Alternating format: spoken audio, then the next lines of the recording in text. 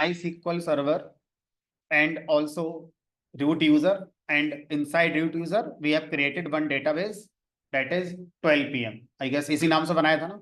तो अब आज हम उसी में अपना आगे प्रैक्टिस करेंगे. So open your MySQL command line editor. Just go to search bar and type MySQL command line. So we do not require any internet connection for further like coding. जिस समय इंटरनेट की जरूरत थी वो समय था downloading करने तक. वो हमारा टास्क हो गया. अब इसके लिए कोई इंटरनेट की जरूरत नहीं है. मेरे बैंक में जब मैं ये कमांड लाइन कर रही हूँ तो वो मुझे सर्च नहीं हो जाएगा. ये बोल रहा है MySQL वर्कबेंच डालेंगे. तो फॉर मैक यूजर्स ये जो कमांड लाइन टूल है ये काम नहीं करेगा. तो आप वर्क बेंच पे काम अपना कर सकते हैं. चलिए. सो अब ओपन करेंगे ये. तो लॉगिन करेंगे. पासवर्ड अपना रूट यूजर का देंगे यहाँ पर. तो आपका पासवर्ड आपको पता होगा. मैंने अपना पासवर्ड रूट दिया था. उससे मैं अपना लॉगिन हो जाता हूँ.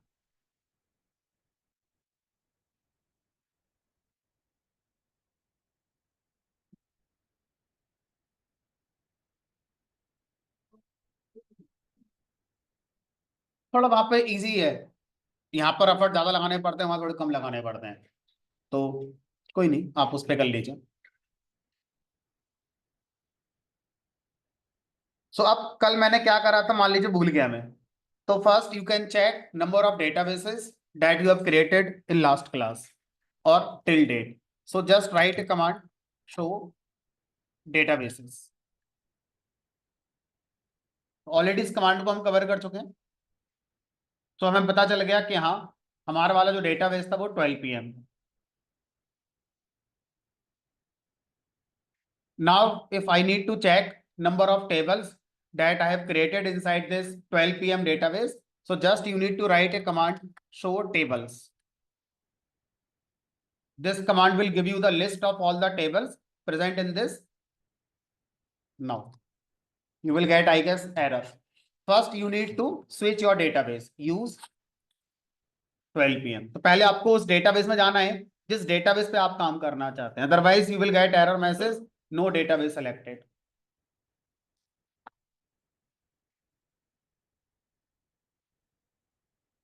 तो अब हम डेटाबेस चेंज कर चुके हैं. 12 PM में आ गए. Now you can right command show tables. So it is showing only one table because हम लोगों ने अभी तक एक ही बनाई है.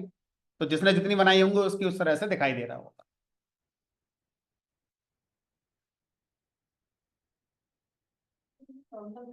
Command to be like but यहाँ पे मेरा वर्जन दिखा रहा है but next मेरा टेस्ट होगा डायरेक्ट शो डेटाबेस तो नहीं दिखा रहा है.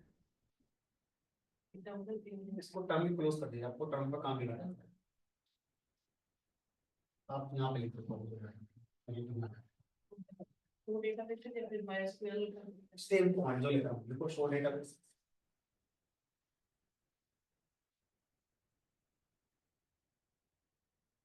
अब इसको रन कर लीजिए. ये ऑप्शन है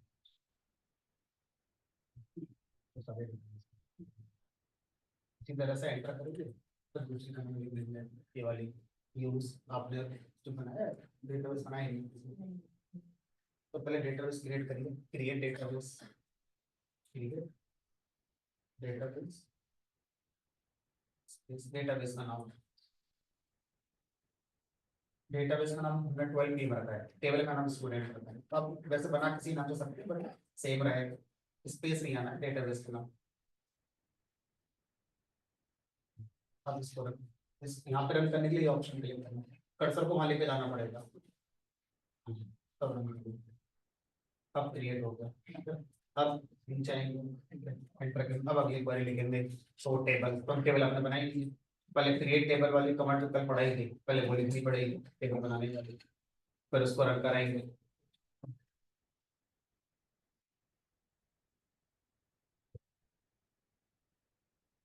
now so if I need to check number of fields available in table, कैसे देखें. मैं भूल गया कि मैंने स्टूडेंट टेबल में कितने फील्ड्स क्रिएट करे थे, किस नाम से क्रिएट करे थे और उनका नेचर क्या था, लाइक उनका डेटा टाइप क्या था. So you can write one command DESC, sound है डेस्क्राइब का. DESC then space name of your table that you want to describe students. It will give you the details of all the fields. Fields means columns present in your table, that is student table.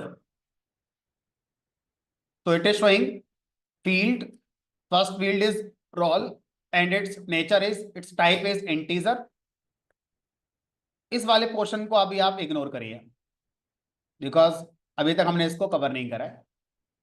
Ignore it.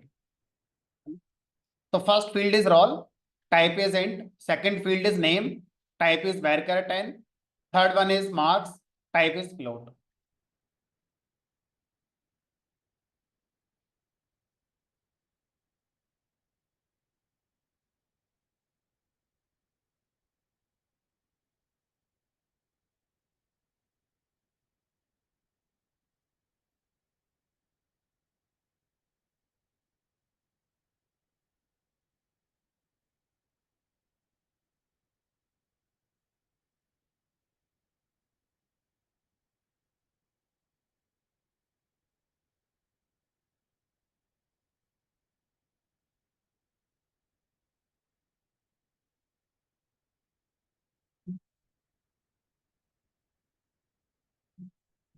तो यहां तक class में, class की बात है, फालतू इधर उधर की बात नहीं थी ना. हंसना, कमेंट करना, ये सब क्लास के बाहर है. ठीक.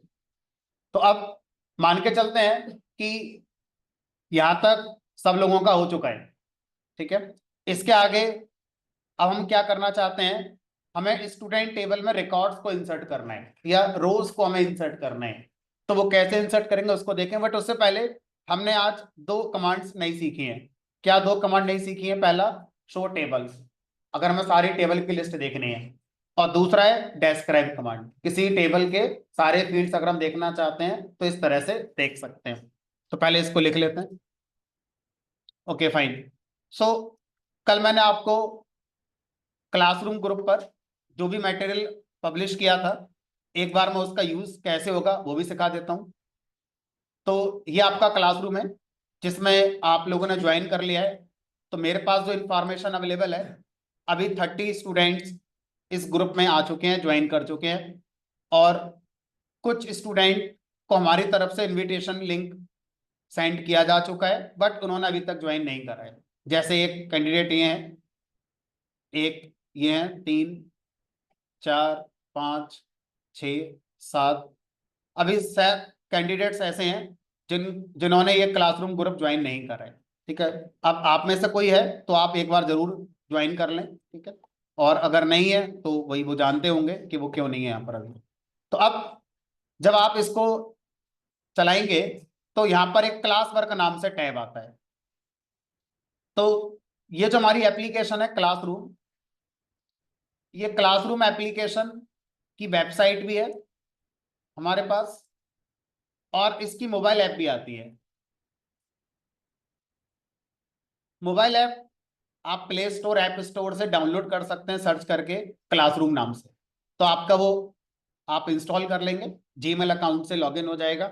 मोबाइल में ऐप होने का एक एडवांटेज ये मिलेगा आपको कि मैं यहाँ पर कोई भी आपको मटेरियल अपलोड करूंगा या मुझे कोई भी मैसेज आपको देना है रिगार्डिंग क्लास, मान लीजिए कभी क्लास थोड़ा जल्दी बुलाना है या कभी मैं अवेलेबल नहीं हूँ तो बैच का अनाउंस करना है कि इस दिन नहीं क्लास होगी, तो वो सारी इंफॉर्मेशन जब मैं अपलोड करूंगा क्लासरूम पर, और आपके पास अगर मोबाइल ऐप होगी तो नोटिफिकेशन आपका व्हाट्सएप की तरह आ जाएगा. जैसे व्हाट्सएप को नोटिफिकेशन आता है उसी तरह से मोबाइल का नोटिफिकेशन आ जाएगा. ठीक है. बट मोबाइल में मटेरियल को डाउनलोड करने का ऑप्शन नहीं आएगा, है ना. तो मोबाइल की बजाय फिर आप अपना लैपटॉप ओपन करेंगे, लैपटॉप के ब्राउजर पे क्लासरूम में जाके आप इसको ओपन करेंगे. तो लैपटॉप में क्लासरूम ओपन करने के कई तरीके हैं. पहला है सीधा ब्राउजर ओपन करिए, टाइप कर दीजिए classroom.google.com, और आपका जीमेल अकाउंट से लॉगिन होकर सेम पिक्चर आपकी आ जाएगी जैसे मेरी आ रही है. ठीक है. दूसरा है, अगर आपका already Gmail account logged in है तो जीमेल की जो एप्स का ऑप्शन आता है आप उस ऑप्शन पे जा सकते हैं, ठीक है। तो अब यहाँ पे ये एप्स का ऑप्शन आ रहा है, जितनी भी जीमेल की एप्स हैं वो यहाँ पर ये डॉट डॉट जो आते हैं इसके अंदर आपको मिल जाती है। इस पर अगर आप क्लिक करेंगे तो देखो जीमेल का मेल है, यूट्यूब है, मैप है, ड्राइव है, इतने सारे ऑप्शन है। तो स्क्रॉल डाउन करेंगे तो नीचे एक क्लासरूम नाम से आपको मिलेगा, आप उसे ड्रैग करके ऊपर की तरफ ला सकते हैं, जैसे मैंने अपना कर रखा है ऊपर, ठीक है। तो एक क्लासरूम का एक ऐप आपको इस पर क्लिक करेंगे और आपका सेम ओपन हमारा हो जाएगा जैसे आपका हो रहा है, ठीक है। तो इस तरह से जब आप इसे ओपन कर लेंगे तो आपको यहाँ पर आपका क्लासरूम दिखाई देगा, WE वीकेंड 12 PM SQL नाम से, ठीक है। अब इस पे क्लिक करेंगे, तो इस पे क्लिक करेंगे तो आपको यहाँ पर ऑप्शन दिखाई देंगे 3। ये वाला ऑप्शन आपके में नहीं आएगा, स्ट्रीम, क्लास वर्क और पीपल। स्ट्रीम का मतलब है कि कोई भी मैसेज जो मैं आपको पब्लिश करूंगा वो आपको स्ट्रीम के अंदर देखने को मिलेगा। फॉर एग्जांपल मान लीजिए मैंने यहाँ पर कुछ अनाउंस करा, मान लो मैंने लिख दिया सिंपली हेलो। अब मुझे ये मैसेज किसको करना है, यहाँ पर मैंने सेलेक्ट कर लिया ऑल स्टूडेंट। किसी इंडिविजुअल से मुझे बात करनी है तो यहाँ से मैं ऑल की जगह पर उस स्टूडेंट का नाम सेलेक्ट कर लूंगा, ठीक है। तो इंडिविजुअल से बात इस तरह से कर लेते हैं। अब जैसे मैं पोस्ट करूंगा सारे स्टूडेंट को मैसेज मिल जाएगा। अगर आपने मोबाइल ऐप इंस्टॉल कर रखी है क्लासरूम की तो नोटिफिकेशन आ गया होगा कि कोई मटेरियल आपके पास आया, कोई नोटिफिकेशन आया है, ठीक है। और अगर इस मैसेज को पढ़ना है तो आप मोबाइल से ही पढ़ सकते हैं, कोई इशू। मोबाइल में क्या करना है, चलो देखते हैं एक बार। तो अभी जो मैसेज है उसमें तो शायद कुछ डाउनलोड करने की जरूरत पड़ेगी नहीं, बस एक रीड करने की जरूरत पड़ेगी क्या इंफॉर्मेशन आ गई है हमारे पास। दूसरा ऑप्शन आएगा class work. Class work tab में जाएंगे तो यहाँ पर जो मटेरियल है जो मैं आपको अपलोड कर रहा हूँ ये मैं आपको यहाँ पर इसके अंदर अपलोड करूंगा। तो अब जैसे एसक्यूएल इंट्रोडक्शन, इसके अंदर आपको एसक्यूएल के जो नोट्स थे पहली क्लास के वो आपको मिल जाएंगे, ठीक है। फिर ये आपका 1 तारीख यानी कल जो हमने पढ़ा था, कल से हमने रिकॉर्डिंग स्टार्ट करी है। तो इसमें 3 फाइलें आपको मिलेंगी। पहली फाइल होगी जिसमें क्लास की रिकॉर्डिंग होगी। अब इस रिकॉर्डिंग को कैसे डाउनलोड करेंगे, तो इस रिकॉर्डिंग पे क्लिक करेंगे, कहीं भी क्लिक कर दीजिए। तो लाइक यूट्यूब ये आपका प्ले हो सकती है डायरेक्टली, लेकिन आपको डायरेक्ट यहाँ से प्ले नहीं करना है क्योंकि ये हमेशा अवेलेबल नहीं होगी। ये मैक्सिमम आपका 3-4 दिन अवेलेबल रहेगी, उसके बाद ये अपने आप डिलीट हो जाती है सर्वर से। इसका टाइम लगा हुआ है, कोई भी रिकॉर्डिंग 3-4 दिन से ज्यादा नहीं रहेगी, वो डिलीट हो जाएगी। तो आपको क्या करना है, इसको यहाँ पर डाउनलोड कर लेना है। अब अगर आप ब्राउजर से करते हैं तो ये ऑप्शन आपको डायरेक्टली अवेलेबल होगा, मोबाइल में डाउनलोड का ऑप्शन नहीं आएगा। एक बार ट्राई करके देख सकते हैं, लॉन्ग प्रेस करिए, हो सकता है आपका डाउनलोड का ऑप्शन आना शुरू हो जाए। अगर आता है वेल एंड गुड, नहीं आता है तो आप अपना इस तरह से ब्राउजर से कर सकते हैं, फिर ब्राउजर से अपना मोबाइल में ले आओ अगर आप मोबाइल में लाना चाहते हो तो, ठीक है। बट मेरा मानना है कि एक जो फाइल होगी वो लगभग 200 MB के आसपास बनेगी, है ना। अब सोचो अभी हमारा कोर्स शुरू हुआ है, जब तक कोर्स खत्म होगा कई GB का रिकॉर्डिंग डेटा बन जाएगा, तो मोबाइल में शायद रखना सेंसिबल नहीं रहेगा। तो सिस्टम पे रखिए, जिन फाइलों की जरूरत है उनको मोबाइल में लाना चाहें तो ला सकते हैं। लॉन्ग प्रेस करके देख लीजिए, अगर ऑप्शन आता है तो वेल एंड गुड। तो अब इस पर मैं क्लिक करूंगा डाउनलोड पर, और ये फाइल आपके कंप्यूटर में परमानेंट हो जाएगी। अब हमारे सर्वर से डिलीट हो जाए हमें फर्क नहीं पड़ता। इस लाइन को दोबारा सुनेंगे। ये जितनी भी रिकॉर्डिंग की फाइल्स हैं ये मैं अपने लोकल लैपटॉप पे सेव नहीं कर रहा हूँ, ये हमारे जूम सर्वर पे ही अपलोड होती है डायरेक्टली। और जूम सर्वर पर एक स्पेस है हमारे पास जिसकी बाउंड्री में रहकर रिकॉर्डिंग हमारी चलती है। जैसी बाउंड्री वो पूरी होती है ओल्ड रिकॉर्डिंग्स अपने आप डिलीट हो जाती है। तो एक टाइम जो मैंने ऑब्जर्व किया है वो 3 से 4 दिन का रहता है, क्योंकि मैं पढ़ा रहा हूँ, मेरे जैसे और ट्रेनर पढ़ा रहे हैं, तो बहुत ज्यादा स्पेस यूज होता है रिकॉर्डिंग का, ठीक है। तो इस तरह से 3-4 दिन में आपको डाउनलोड कर लेना है, और अगर किसी का डाउनलोड करने से रह जाता है हमारे पास कोई बैकअप नहीं है। आप अगली क्लास में आकर हमसे कहते हैं सर रिकॉर्डिंग तो चली नहीं रही है, एरर आ रही है या डिलीट हो गई, कैसे आएगी, तो हमारे पास उसका कोई बैकअप नहीं होगा, क्योंकि 3-4 दिन में अगर आप ध्यान नहीं रख पा रहे हैं दैट मीन्स आपकी प्रायोरिटी फिर ये है ही नहीं, कुछ और ही है। क्योंकि अगर आपकी प्रायोरिटी ये होगा तो आपको 3 दिन में याद आ ही जाएगा या रिकॉर्डिंग रहेगी डाउनलोड करने से।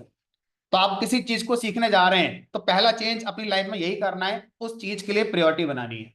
चाहे आप जिम जा रहे हैं, चाहे डांस सीखने जा रहे हैं, चाहे पाइथन पढ़ने जा रहे हैं, चाहे एसक्यूएल पढ़ने जा रहे हैं, अगर आपने उसकी प्रायोरिटी नहीं बनाई तो एक फॉर्मेलिटी हो जाती है, कागज आपका इकट्ठा हो जाएगा, आया कुछ नहीं लेकिन हमारे लिए। ठीक है, तो इस तरह से कोई वजह भी है, अगर किसी का जेन्युइन पॉइंट है, आउट ऑफ स्टेशन है, या कोई हेल्थ इशू था, तो आप एक दूसरे की हेल्प कर सकते हैं। जैसे किसने किसने डाउनलोड कर रखी होगी, तो जिसने कर रखी है आप उससे शेयर कर लो, उनसे बात कर लो, किसी से क्लास में आ जाओ, किसी पर होगी तो वो शेयर कर सकते हैं शायद आप। ठीक है, तो इस तरह से रिकॉर्डिंग डिलीट होने पर हमारे पास कोई बैकअप नहीं है, आप एक दूसरे की हेल्प करना चाहें तो बिल्कुल कर सकते हो।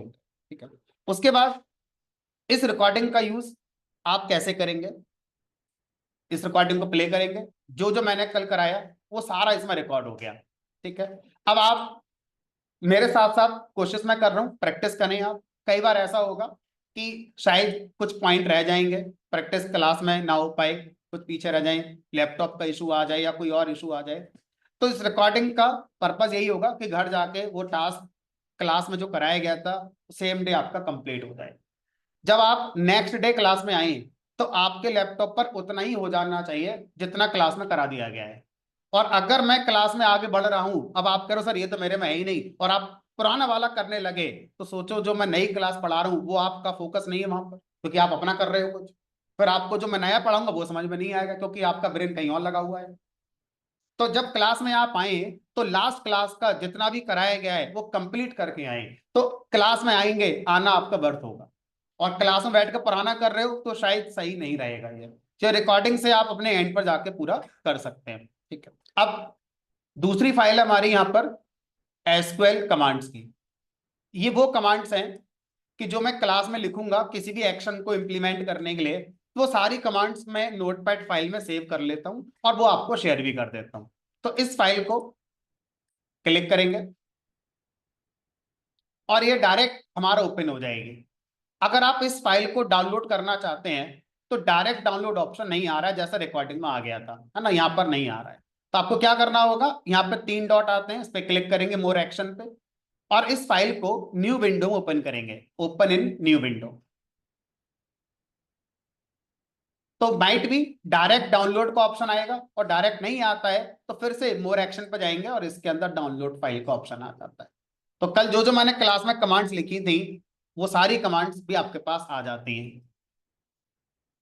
तीसरी फाइल होगी हमारी क्लास के नोट्स की, जो मैं थ्योरी नोट्स लिखता हूं कॉन्सेप्ट के लिए, वो फाइल ये रही। तो पहली क्लास से लेकर आखिरी क्लास तक इसी फाइल को मैं अपडेट करता रहूंगा हर क्लास के लिए। ठीक है, तो यहां तक हमने लास्ट क्लास लिख लिया था। अब इसी फाइल में आज मैं और ऐड करूंगा, फिर वो अपडेटेड फाइल आपको फिर शेयर कर दूंगा। तो इसमें आपके सिर्फ थ्योरी नोट्स होंगे, और ये नोट्स आपको अपने फिजिकल नोट्स में कन्वर्ट करने हैं। सिर्फ ऐसा नहीं है कि मैंने आपको फाइल दे दी, हाँ जी नोट्स आ गए हमारे पास।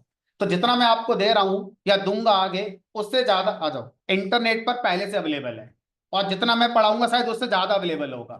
तो कोई चीज मेरे लैपटॉप में है डजन मीन कि मुझे आ गई, मैं उसको गो थ्रू कर रहा हूं तो मुझे आएगी। गो थ्रू का मतलब है कि आप उसको फिजिकली अपने नोट्स में कन्वर्ट करिए। ठीक है, जब आप उसको फिजिकली नोट्स में कन्वर्ट करेंगे और जब आपको रिकॉल करने की नीड होगी तो अपना लिखा हुआ जल्दी याद आ जाता है, रादर देन दूसरे का लिखा हुआ। अदरवाइज तो इंटरनेट पर हजारों वेबसाइट है, सब कुछ लिखा हुआ है पहले वहां पर। ठीक है, अपने हाथ से लिखेंगे तो जल्दी याद हो जाएगा जब कभी जरूरत पड़ेगी। तो जब कभी इंटरव्यू आएगा आपका, जब वो टाइम आएगा और आपको एक रात में सारा रिवाइज करना है, अपना लिखा हुआ कर लोगे, दूसरे का लिखा हुआ नहीं कर पाओगे। ठीक है, तो इस तरह से आपको आफ्टर क्लास ये सारी फाइल्स अवेलेबल हो जाए करेंगी। क्लास ओवर होगी मान लो 2 बजे, तो 2:15-2:30 बजे तक आपको सारी फाइल्स अवेलेबल हो जाएंगी। आप अपने एंड पर इमीडिएट जाकर डाउनलोड कर लो, 3 दिन का वेट ही मत करो। ठीक है, चलो। अब यहाँ पे इसका कोई काम आपके लिए नहीं होगा, यहाँ से बस आप ये देख सकते हो कि कौन कौन कितने लोग यहाँ पर हमारे आ चुके हैं। ठीक है, तो बस यहाँ पर आपको आपका नाम दिखाई नहीं देगा क्योंकि आप तो खुद ही लॉग इन हो रहे हो, बाकियों का नाम आपको दिखाई देंगे यहाँ पर। ठीक है, चलो, ये सेक्शन आपके में नहीं आएगा, ये जो कोऑर्डिनेटर होते हैं उनके लिए ये सेक्शन हमारा काम करता है। ठीक है, चलो, तो यहाँ तक की कहानी हमारी समझ में आ गई। अब अगला पॉइंट है एक और, कि जो भी स्टूडेंट क्लास में आएंगे वो अपना आई कार्ड कैरी करेंगे, जो आपको आईडी कार्ड मिला हुआ है ना, उसको आप साथ में कैरी करेंगे। जब क्लास के लिए आएंगे तो आई कार्ड आपका चेक होगा। कई बार ऐसा होता है क्लास रूम चेंज हो जाता है, तो आपको प्रॉपर गाइड कर दिया जाएगा कि आज क्लास यहाँ ना होकर यहाँ हो रही है। आपके पास अगर आई कार्ड होगा तो आपको देखकर बता दिया जाएगा कि आज क्लास यहाँ नहीं हो रही, यहाँ हो रही है। तो आपके पास आई कार्ड होना चाहिए। रैंडमली वो चेक भी होता है कभी कभी, ठीक है। जो लोग ऑनलाइन आ रहे हैं, जूम से ज्वाइन करते हैं, वो लोग जब ज्वाइन करेंगे तो ज्वाइन करते समय वो आपसे नेम पूछता है, पार्टिसिपेंट नेम करके। तो उस नेम में आप अपना नेम देंगे और ब्रैकेट में आपको अपनी स्टूडेंट आईडी मेंशन करनी है। मान लो किसी का नाम सोनू है, तो आप लिखेंगे सोनू, ब्रैकेट लगाएंगे और उसकी स्टूडेंट आईडी ऐसे करके होगी, 3 से स्टार्ट हो रही है, 32 समथिंग या 33 समथिंग करके कुछ होगी, वो आपको यहाँ पर अपनी मेंशन कर देनी है, ठीक है। तो इस तरह से जो लोग ऑनलाइन ज्वाइन करेंगे क्लासरूम को जूम के थ्रू, वो पार्टिसिपेंट नेम में अपना नाम, ब्रैकेट में अपनी स्टूडेंट आईडी इस तरह से मेंशन किया करेंगे, ठीक है। तो बैकएंड में हमारी टीम होती है जो आपको चेक करती है इसी बात के लिए कि आपको सही बैच मिल गया कि नहीं मिल गया। पता चला कि आपका कोर्स था कोई और आप क्लास ले रहे हैं यहाँ पर और क्लास आपकी एक्चुअल कहीं और चल रही है, तो नुकसान आपका उसमें हो रहा होगा। तो जब आपका नाम यहाँ पर प्रॉपर हमें दिखाई देता है ना, तो यहाँ से अब जैसे कोई नाम आ रहा है अभिलाष कुमार करके, अब अभिलाष कुमार को अगर हम अपने डेटाबेस में सर्च करेंगे तो शायद कई सारे मिल सकते हैं, लेकिन अगर आप अपने नाम के आगे स्टूडेंट आईडी मेंशन कर देते हैं तो वो यूनिक है, उससे आपको आइडेंटिफाई कर पाना बहुत आसान हमारे लिए होता है, ठीक है। तो अगर कई बार ऐसा हो सकता है कि जब आप जूम से ऑनलाइन ज्वाइन कर रही हैं और आपका ज्वाइन नहीं हो रहा है, आप वेटिंग में देखा ही जा रहे हैं, तो उसका रीजन एक यही हो सकता है कि आपने प्रॉपर अपनी आईडी मेंशन नहीं करी हुई। तो अगर ऑनलाइन कभी आप ज्वाइन करें और आप ज्वाइन ना हो पाए तो एक बार जूम को कैंसिल करके दोबारा आप लॉगिन करें जूम पर और अपना नाम विद आईडी लिखें तो शायद आपका ज्वाइन हो जाएगा, ठीक है। तो ये छोटी छोटी बातें थी जो आपको ध्यान रखनी है। चलो अब अपना आगे बढ़ते हैं। इन केस किसी को क्लास से रिलेटेड कोई इशू हो रहा है, ज्वाइन नहीं कर पा रहे हैं ऑनलाइन या कोई भी रीजन है, तो आप जो कल नंबर आपको बताया गया था उसी नंबर पे कांटेक्ट कर सकते हैं।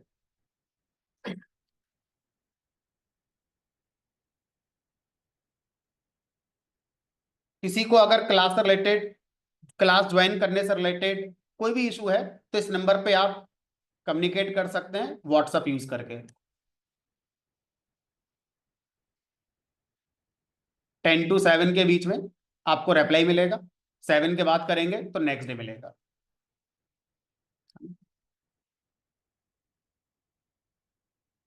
चलिए वापस आ जाते हैं। तो अब ये जो हमारा थ्योरी वाला था इसको हम अपडेट कर देते हैं। तो नई कमांड्स हमने अभी सीखी है।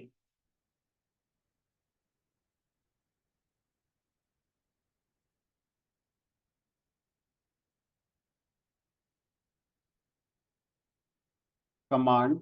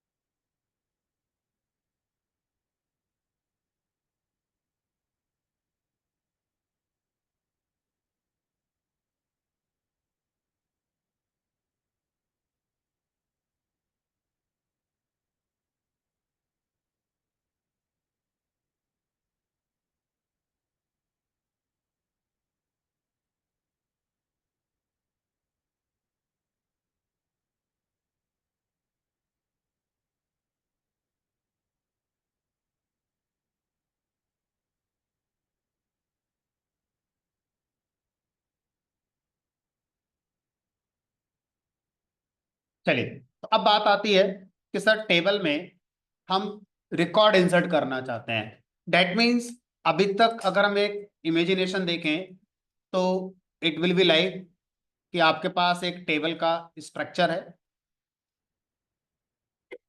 उसमें 3 फील्ड्स हैं। पहले वाले का नाम रोल है, दूसरे वाले का नाम नेम है, और तीसरे वाले का मार्क्स है, और टेबल का नाम आपका स्टूडेंट्स। तो एक स्ट्रक्चर आपके पास तैयार है। इस स्ट्रक्चर को टेक्निकल टर्म में टेबल स्कीमा भी कहा जाता है। Table schema.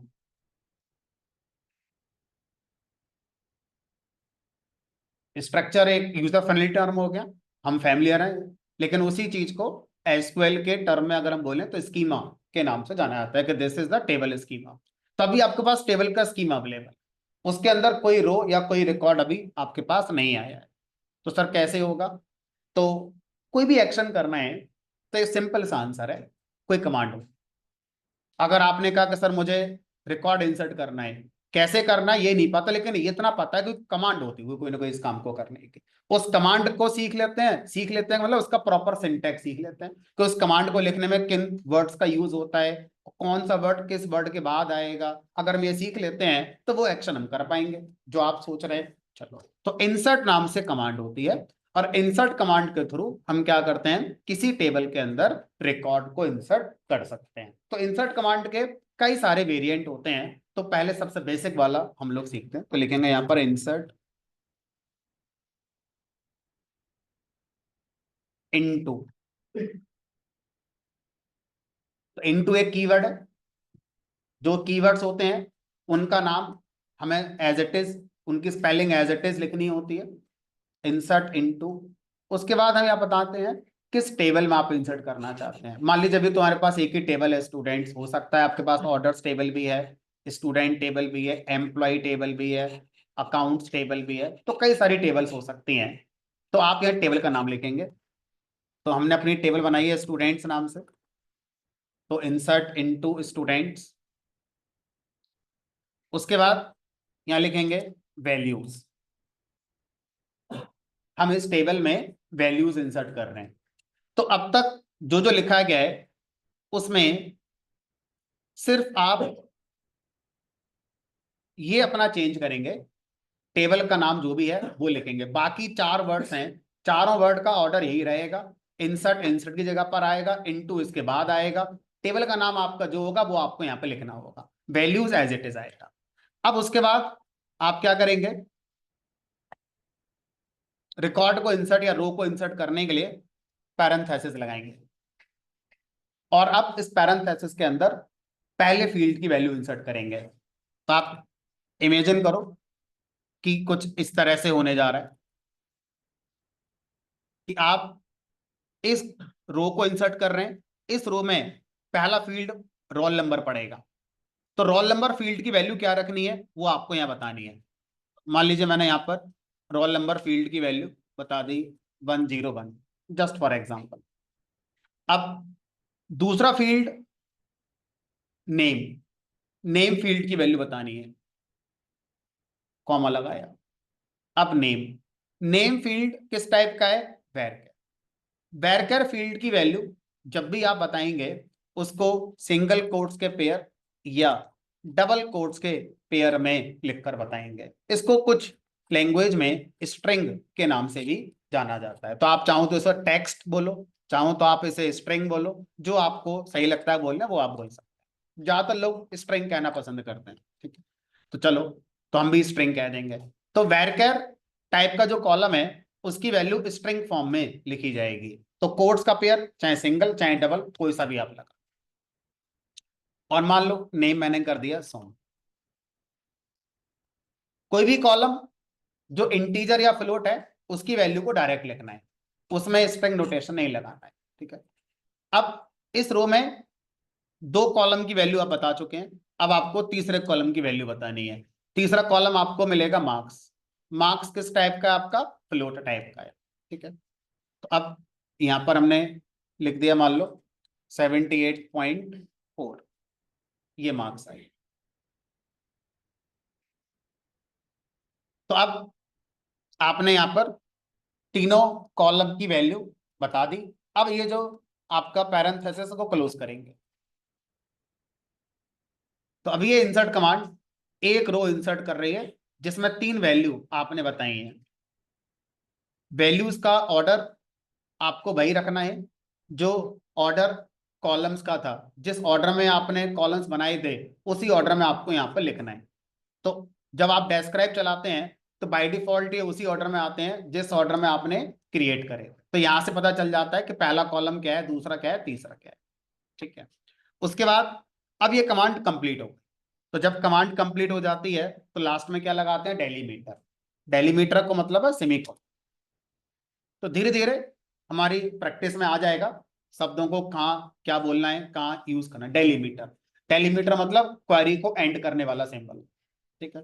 एंटर करेंगे, जैसे ही एंटर करेंगे ये क्वेरी किसके पास जाएगी, एसक्यूएल इंजन के पास जाएगी। डेटाबेस ठीक है, डेटाबेस के अंदर किसके पास जाएगी, एसक्यूएल इंजन के पास जाएगी। एसक्यूएल इंजन कौन है, जो हमारा चेक करता है आपने सही लिखी है स्पेलिंग नहीं लिखी है, जो जो रूल्स होते हैं इंसर्ट कमांड लिखने के आपने सही फॉलो करे हैं कि नहीं करे हैं, आपने जो वैल्यूज बताई हैं क्या वो उसी नेचर की हैं। जैसे पहली वैल्यू रोल नंबर में जा रही है, तो अब एसक्यूएल इंजन का काम ये चेक करना भी है कि पहली वैल्यू रोल नंबर में जा रही है वो किस टाइप की है, इंटीजर।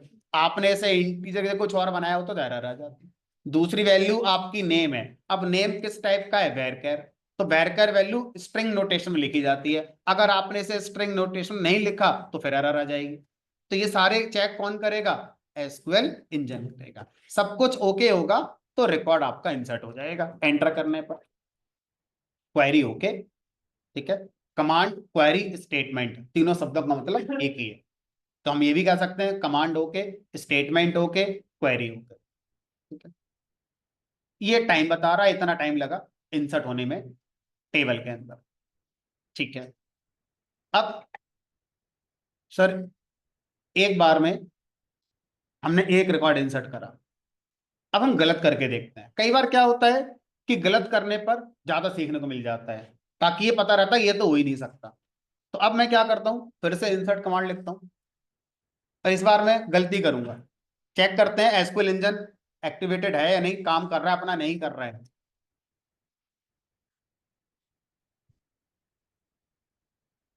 तो मैंने रोल नंबर की जगह नेम लिख दिया कि भाई मोनू नाम, और यहां पर मैंने मान लो ये लिख दिया और यहां पर मैंने ये लिख दिया।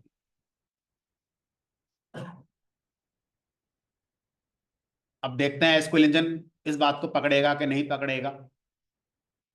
पकड़ तो रहा है, कह रहा है incorrect integer value Monu for column roll number. Roll number आपने बनाया इंटीजर टाइप का, तो आपको रोल नंबर कॉलम की वैल्यू इंटीजर रखनी है, ना कि स्ट्रिंग रखनी है। ठीक है, तो हमने गलत करा तो भी सीखने को मिल गया। तो गलती से डरना नहीं है, गलत हो रहा है होने तो कोई दिक्कत नहीं है, वो भी एक लर्निंग है और वो ज्यादा अच्छी लर्निंग है हमारी। ठीक है। तो अब एक और रिकॉर्ड इंसर्ट करेंगे लेकिन कुछ नया ऐड करते हैं। सर मान लो मैं एक बार में 3 रिकॉर्ड इंसर्ट करना चाहता हूं, तो क्या मैं 3 बार इंसर्ट कमांड लिखूंगा? हमने कहा एक ऑप्शन तो यही है। सेकंड ऑप्शन है आप चाहें तो एक इंसर्ट कमांड से एक साथ 3 रिकॉर्ड भी इंसर्ट कर सकते हैं। ठीक है। चलो, तो अब वो वाला सिंटैक्स क्या होगा वो देखते हैं। इंसर्ट इनटू टेबल का नेम, वैल्यूज। तो सर ये तो भाई हमने कहा अभी तक तो सेम है। अब इस वाली इंसर्ट कमांड से जो सबसे पहली रो इंसर्ट होगी, जो कि टेबल की पता नहीं कौन से नंबर की रो होगी, बट इस वाली इंसर्ट कमांड से पहली वाली हो। ठीक है। तो आप अपने ऑर्डर के हिसाब से पहला रोल नंबर बताएं। मान लो मैंने कर दिया यहाँ पर 102। उसके बाद नाम हमने कहा मोनू कर दिया।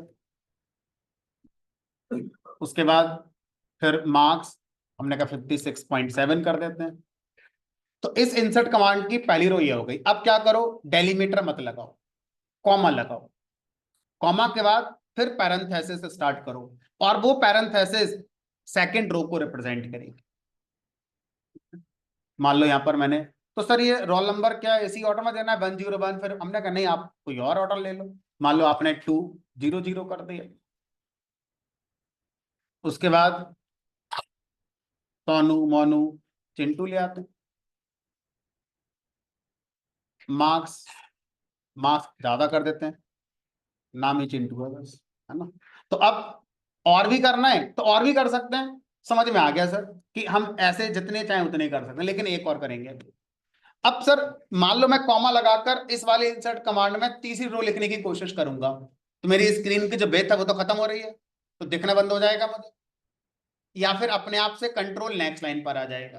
तो आप ऐसा भी कर सकते हैं कि आप अपनी कमांड को मल्टीपल लाइन पर भी कंप्लीट कर सकते हैं। आप क्या करें, एंटर कर दें। सर एंटर करने से तो क्वेरी एग्जीक्यूट हो जाती है, वो तब होती है जब डेलीमीटर लगा हुआ है। अगर आपकी क्वेरी में डेलीमीटर नहीं है, सेमीकोलन, और आपने एंटर कर दिया, इट मींस एडिटर ये मानेगा क्वेरी इन कंटिन्यूएशन, क्वेरी अभी आगे चल रही है। ठीक है, तो इस तरह से मैं एंटर कर रहा हूं। अब क्वेरी इन कंटिन्यूएशन का सिंबल डैश एरो, इसका मतलब नई क्वेरी नहीं है भाई, प्रीवियस क्वेरी ही आगे कैरी हो रही है, आपने सब लाइन चेंज करने के लिए एंटर किया है। ठीक है, अब एक और लिख देते हैं फिर, जब कराए सीख रहे हैं तो मान लो यहाँ पर 105 कर दे, चिंटू पिंटू, और ये इसके मार्क्स कर दे। हमने कहा बस इतने से समझ में आ। इस इंसर्ट कमांड से 3 रिकॉर्ड इंसर्ट होंगे, एक पहले से ही पड़ा हुआ है, तो टोटल टेबल में 4 हमारे हो जाने चाहिए। ठीक है,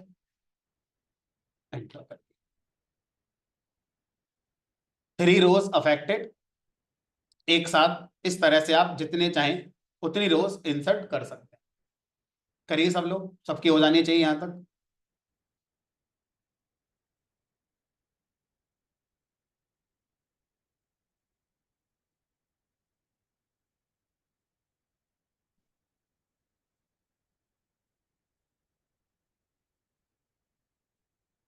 टेबल क्रिएट कर ली,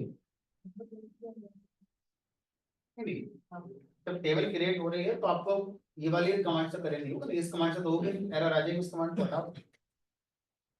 टेबल क्रिएट करते समय आपको स्कीमा पूरा बताना पड़ेगा। अब इस कमांड को रन कराओ सेलेक्ट करके, हाँ अब इसको रन कराओ तो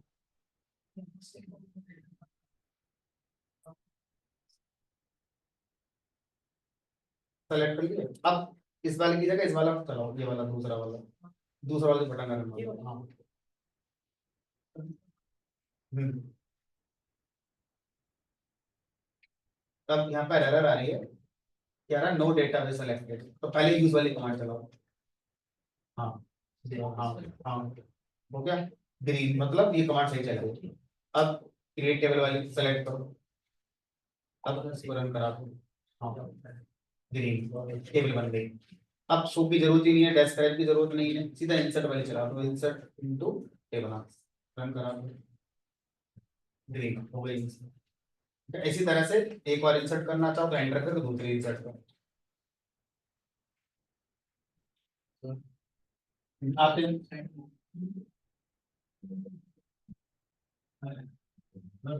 आते हैं आते हैं लैपटॉप खराब होता है ना, कागज पे तो समझ में कुछ नहीं ना, नंबर आते हैं बस यूनिवर्सिटी में।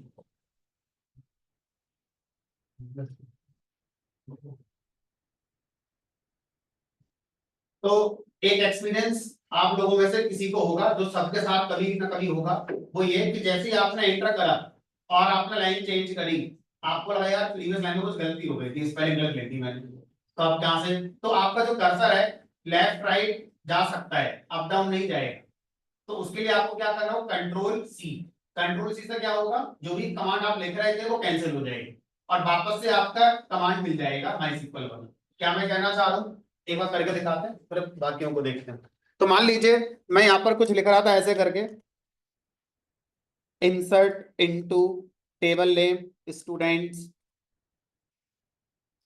वैल्यूज और मान लो यहाँ पर कर दिया मैंने 111, नाम कर दिया ABC, और मार्क्स कर दिए कुछ भी।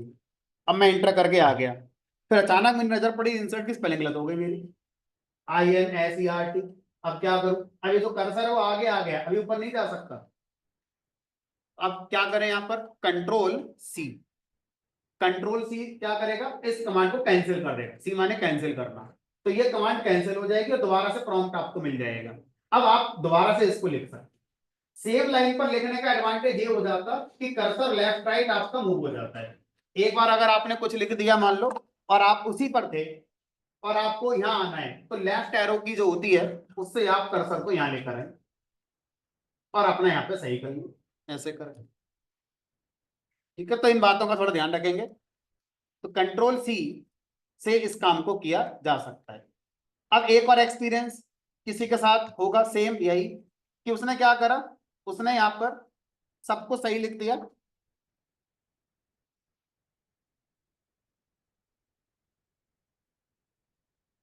और लास्ट में डेलीमीटर लगाना भूल गया जल्दीबाजी में, और एंटर कर दिया।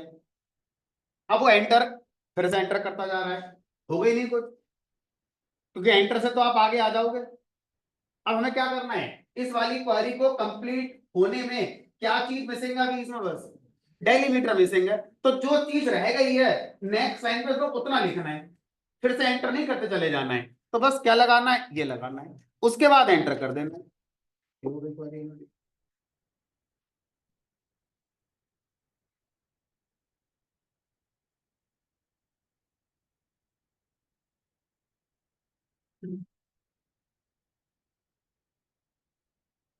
इनटू में स्पेस नहीं आएगा, इनटू सिंगल कीवर्ड।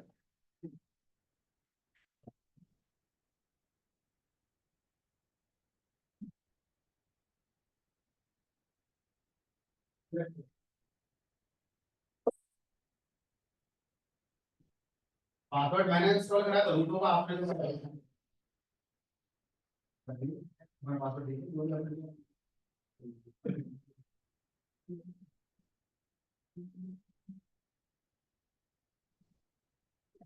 और एडिटर पे चल रहा है कीबोर्ड ऑप्शन।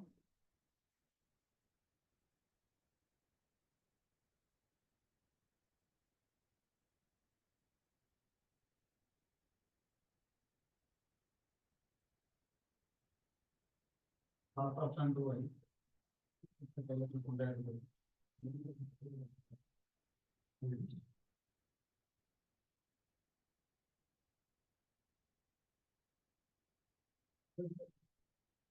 पासवर्ड में थोड़ा पासवर्ड में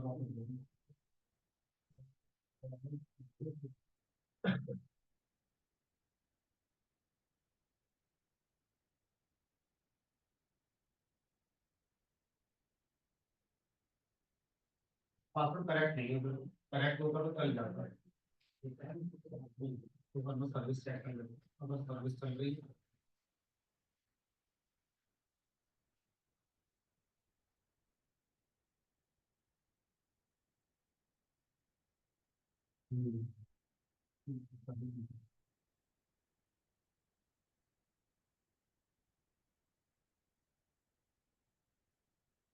सिस्टम में हो जाता है। तो यहाँ पर ना मैनुअल लगा हुआ है, तो काम करते हैं उसको ऑटोमेटिक करते हैं, बस हो जाएगा तो कुछ नहीं है।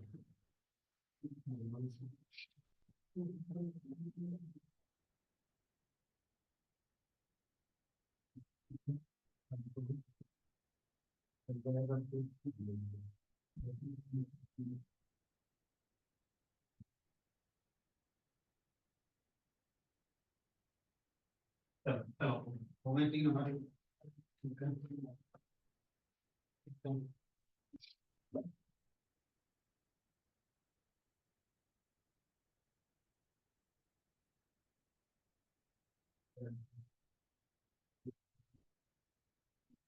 ये क्लास में बहुत इकट्ठा हो जाएगा। टेबल कल लिया है यार, तो कल ही बनाई टेबल, बनाओ फिर। जो स्टूडेंट टेबल थी, क्रिएट टेबल, टेबल का नेम बनवाओ इनकी। आप तो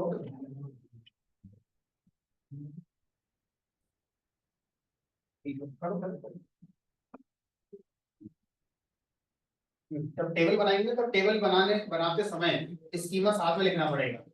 क्रिएट टेबल, टेबल का नाम ब्रैकेट में, कॉलम का नाम कल लिखा होगा ना आपने, क्रिएट टेबल का सिंटैक्स टाइम कल लिखा होगा? ये क्रिएट टेबल स्टूडेंट सेम एक चीज टाइप करो, इसमें लिखा है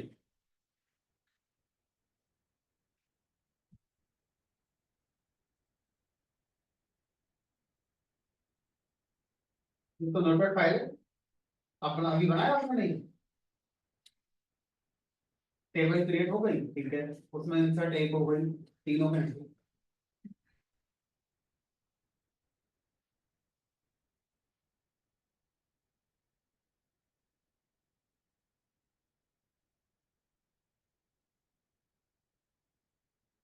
टेबल क्रिएट करते हैं तो वैल्यूज कीवर्ड नहीं लगाना है, वैल्यूज कीवर्ड इंसर्ट करते समय लगाते हैं। तो अभी आपका टेबल क्रिएट हुआ, क्रिएट टेबल, टेबल का नेम कॉलम नेम, ठीक है, नेम वेर कैर CHAR। अब सेम वाली द्वारा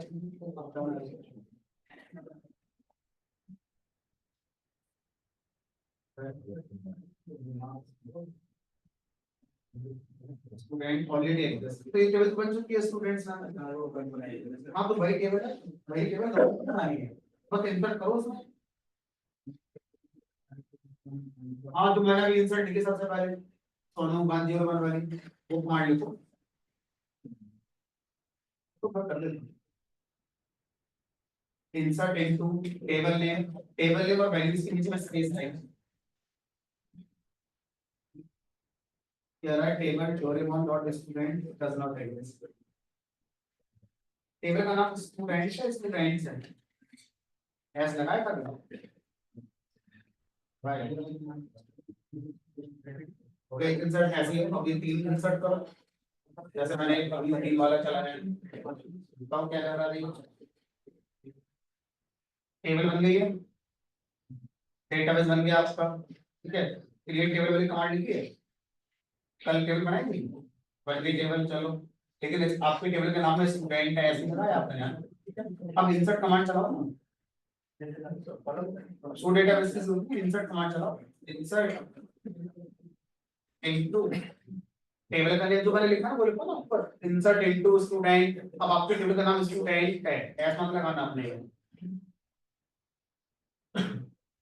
फिर वैल्यू, फिर उसके बाद पहले कॉलम का नाम 101। पता आपका क्यों रह गया ये, क्योंकि जब मैं पढ़ा रहा था तो आप टेबल बना रहे थे उस समय। यही होगा, अगर साथ साथ चलोगे तो सही चलता रहेगा। मैं पढ़ा रहा हूँ कुछ, आप कर रहे हैं कुछ, तो मिसमैच हो गया, फिर वो खत्म हो जाएगा। और उसके बाद आपका जो भी मार्क्स है वो आप उसमें रख सकते हैं। इंसर्ट हो गई, ऐसी वो तीन वाली जो लिखी है मैंने वो इंसर्ट करो, करो तीन वाली इंसर्ट।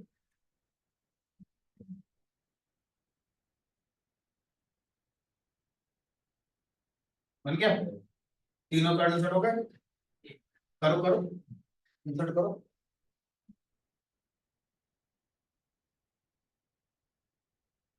हाँ जी, ऑनलाइन स्टूडेंट एक बार कंफर्म करिए यहां तक हो गया सबका या नहीं।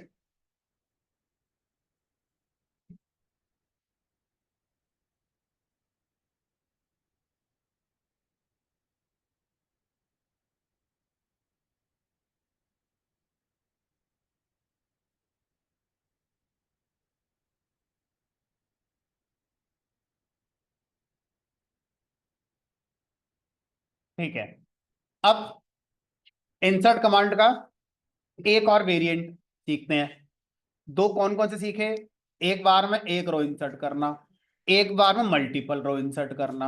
अब हम क्या सीखेंगे कि सर अगर किसी टेबल के अंदर अगर हम कोई भी रो इंसर्ट कर रहे हैं, तो मान लीजिए किसी स्टूडेंट का रोल नंबर मुझे पता है, नाम मुझे पता है, मार्क्स अभी उसके आ ही नहीं है, उसकी कोई कॉपी मिसप्लेस हो गई है, तो बाकियों का रिजल्ट हमने दे दिया, किसी पर्टिकुलर स्टूडेंट का रह गया है, कोई वजह हो सकती है, अब उसकी वजह से सबका रिजल्ट ना आए ऐसा हम नहीं चाहते, तो बाकियों का डेटा हमने इंसर्ट कर दिया, लेकिन किसी पर्टिकुलर स्टूडेंट के मार्क्स नहीं पता है मुझे अभी, तो ये कैसे करेंगे, ऐसा हो सकता है, नेचुरल है। कि किसी भी स्टूडेंट के मार्क्स मिसिंग है अभी, जब आ जाएंगे तो अपडेट कर लेंगे। तो अगर मुझे ऐसी इंसर्ट कमांड लिखनी है जिसमें टेबल के जितने कॉलम्स हैं सबके लिए वैल्यूज नहीं बतानी है, कुछ के लिए बतानी है, तो अब कैसे बताएंगे? पहले वो गलत करते हैं फिर सही करेंगे। जिनका इंसर्ट वाला हो गया है, भले एक हुआ है चाहे 3 वाला हो गया है, जिसका जितना हो गया है इंसर्ट में उतना वहीं रोक दो। अब जो मैं सिखा रहा हूं इसको फोकस करो। अगर आप फोकस अपना इंसर्ट में रखोगे तो मैं जो बताऊंगा भूल जाओगे आप, है ना? तो इसी पर फोकस करो। क्या सीख रहे हैं?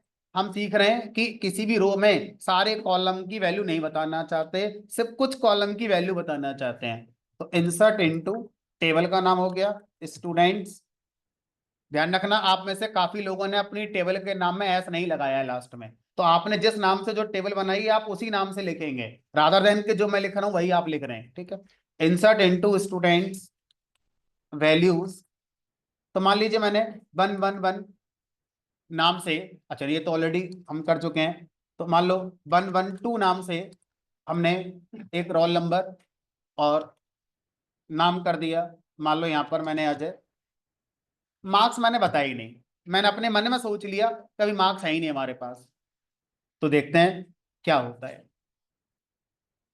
एसक्यूएल इंजन कह रहा है ऐसा आप बाय डिफॉल्ट नहीं कर सकते, क्योंकि बाय डिफॉल्ट तो मैं कॉलम की काउंटिंग मैच करूंगा कि आपने इंसर्ट करते समय कितने कॉलम की वैल्यूज बताई हैं और आपकी जो टेबल थी उसमें कितने कॉलम्स थे। अगर वो संख्या मैच नहीं हुई तो मैं ये एरर दे दूंगा कि column count does not match value count at row. अब सर मान लो मेरे टेबल में 50 कॉलम है और मुझे अभी 30 कॉलम की वैल्यू इंसर्ट करनी है, 20 की नहीं करनी है, तो कैसे करेंगे? इमेजिन करो सिनेरियो क्या होता होगा। आप बैंक में अपना अकाउंट ओपन करने जा रहे हो, तो आपको एक फॉर्म दिया जाता है। शायद ही कोई इंसान ऐसा होगा आज तक जिसने सारे ऑप्शन फिल करे होंगे। अपना नाम लिखो, एड्रेस लिखो, साइन करो और जाओ। अब मान लो कोई इंसान कह रहा है नहीं मैं तो पूरा फॉर्म भर के ही जाऊंगा। अब सोचो जो बैंक का एम्प्लॉय है जब उस फॉर्म की एंट्री करेगा तो जिस सॉफ्टवेयर के थ्रू एंट्री कर रहा है बिहाइंड द सीन उस यूजर की डिटेल किसी डेटाबेस की टेबल में स्टोर हो रही होगी। तो अब ये बताओ टेबल जब बनाई गई होगी तो बनाने वाले ने क्या सोच के बनाई होगी? सारे ऑप्शन के कॉलम होंगे या कुछ ही के होंगे? सारे के होंगे वहां पर। तो अब अगर यूजर अपने कुछ इंफॉर्मेशन नहीं दे रहा है तो वहां पर इंसर्ट कमांड कैसे चल रही होगी जिसमें कुछ कॉलम की वैल्यू इंसर्ट हो ना, रादर देन सबकी हो। तो अब कैसे करते हैं इस काम के लिए? तो यहां लिखेंगे इंसर्ट इनटू टेबल का नाम। टेबल के नाम के बाद अब आपको उन कॉलम्स को स्पेसिफाई करना पड़ता है जिनके लिए वैल्यू इंसर्ट करना चाहते हो, और जिनके लिए नहीं करना चाहते हो उनका नाम नहीं लिखना है। सबकी करना चाहते हो तो किसी का नाम नहीं लिखना है, बाय डिफॉल्ट सबकी वैल्यू मानी जाती है। अब मैं यहाँ ब्रैकेट में लिखूंगा उन कॉलम्स के नाम जिनकी वैल्यू अभी मैं इंसर्ट करना चाहता हूं। कौन कौन से कॉलम की? हमने कहा रोल नंबर, कॉमा और किसकी? हमने कहा नेम। आप इनका ऑर्डर बदल भी सकते हो, पहले नेम कर दो फिर रोल नंबर कर दो, फर्क नहीं पड़ेगा। वैल्यूज, अब आप यहां पर अपनी उतनी वैल्यूज बताएंगे जितनी कॉलम्स आपने यहां स्पेसिफाई करे हैं, और उसी क्रम में वैल्यूज बताएंगे जिस क्रम में यहां पर कॉलम्स आपने बताए हैं। तो पहले आपने रोल बताया है तो आप यहां पहले रोल की वैल्यू बताइए, लेट अस सपोज 112 कर दी। और फिर आपने नेम बताया है फिर नेम की वैल्यू बताएंगे यहां पर। मान लो यहां पर मैंने विजय कर।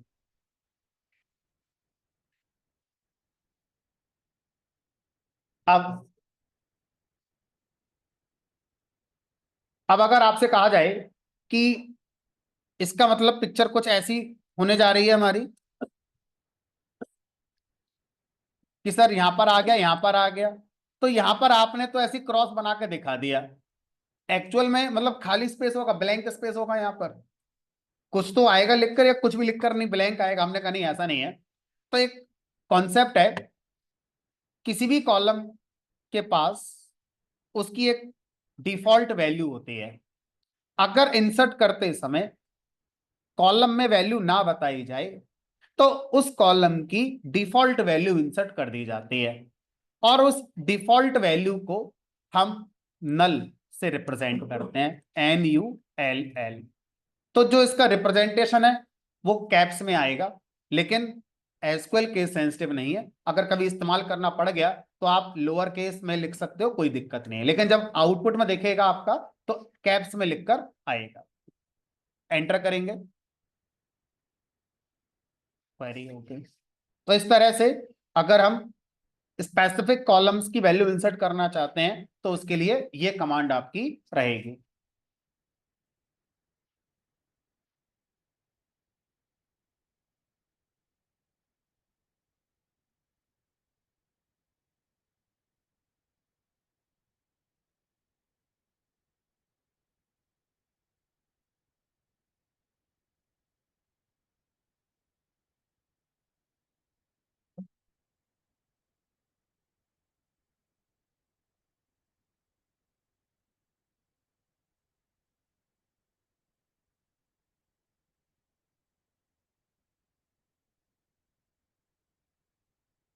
अब अगर मैं मल्टीपल रिकॉर्ड इस इंसर्ट कमांड से इंसर्ट करना चाहता हूं तो अब आप उन सारी रोज में सिर्फ दो ही कॉलम की वैल्यू दे सकते हैं।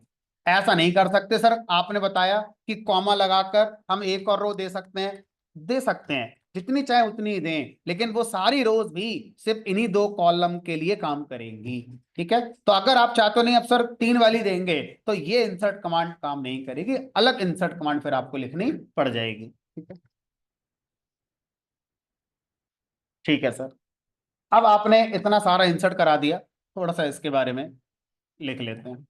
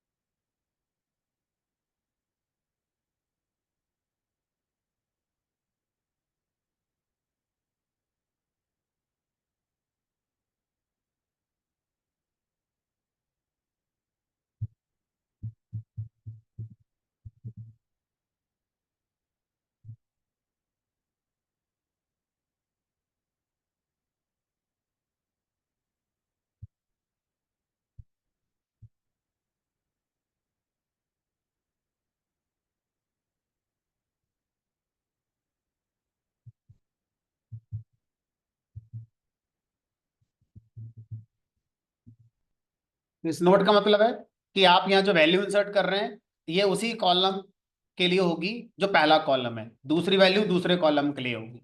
तो आप अपने मन से नहीं कर सकते कि इसको कुछ मान लें इसको कुछ मान लें, नहीं। ठीक है?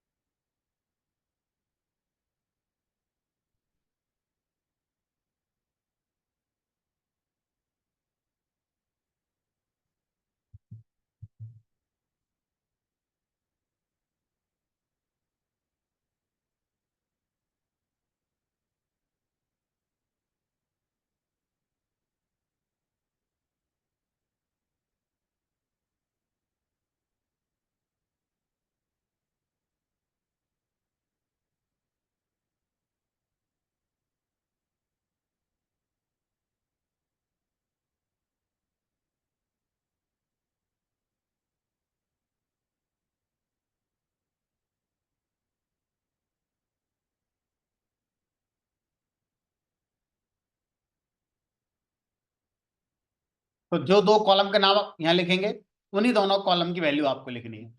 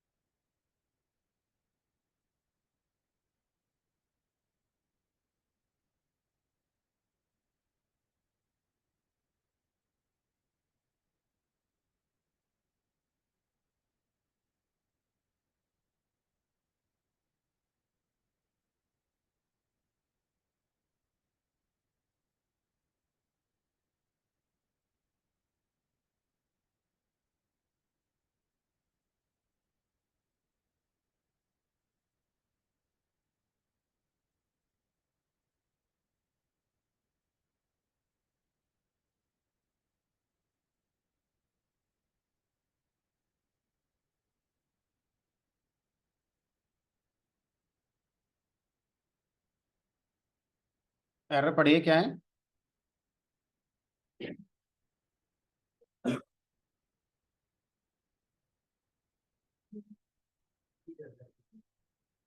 हाँ तो एक बार ये चेक करिए कि आपका जो रोल नंबर कॉलम है वो किस ऑर्डर में है, किस क्रम पे है, और जब आप इंसर्ट कर रहे हैं तो क्या उसी क्रम में वैल्यू इंसर्ट हो रही है।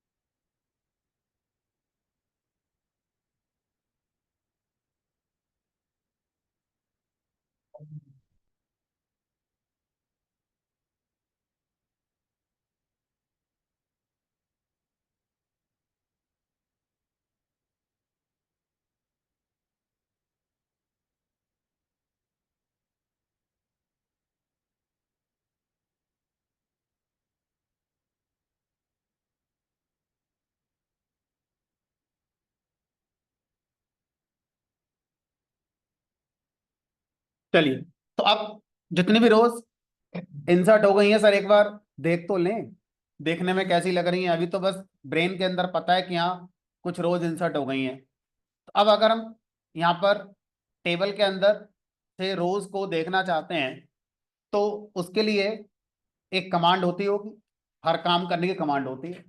तो उस कमांड का नाम है सेलेक्ट। तो सेलेक्ट कमांड का काम होता है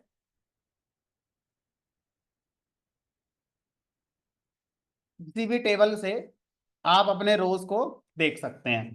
लेकिन सर ये तो एक आउटर बात हो गई कि सेलेक्ट कमांड से टेबल का डेटा देखा जाता है। हम ऐसा तब कर पाएंगे जब प्रॉपर इसका सिंटैक्स पता होगा कि सेलेक्ट के बाद क्या लिखना है, फिर उसके बाद क्या लिखना है। तो सेलेक्ट के बाद हमें बताना पड़ता है कि आप जो भी रोज देखना चाहते हैं वो किन किन कॉलम के साथ देखना चाहते हैं। जैसे आपकी टेबल में अभी 3 कॉलम है, रोल नंबर है, नेम है और मार्क्स है। तब आप रोल नंबर कॉलम की रोज देखना चाहते हैं या नेम कॉलम की देखना चाहते हैं, या दो की देखना चाहते हैं, या सब की देखना चाहते हैं, सेलेक्ट के बाद आपको कॉलम का सिलेक्शन लिखना पड़ता है। तो यहां पर आपको अपना कॉलम बताना पड़ेगा कि किस कॉलम की रोज देखना चाहते हो। ठीक है, तो सेलेक्ट कमांड का काम है रोज को दिखाना, लेकिन रोज किन कॉलम में वो आपको बताना पड़ेगा। हमने कहा चलो सिर्फ नेम नेम दिखा दो, तो नेम कॉलम का नाम लिखेंगे। तो यहां पर आप जो लिख रहे हैं ये कॉलम का नाम है कि हम इस कॉलम की सारी रोज सेलेक्ट करना चाहते हैं। तो अब ये नेम कॉलम किस टेबल में मिलेगा, तो यहां लिखेंगे फ्रॉम, टेबल का नाम स्टूडेंट्स, नेम सेलेक्ट करके लाओ कहां से, फ्रॉम स्टूडेंट टेबल से।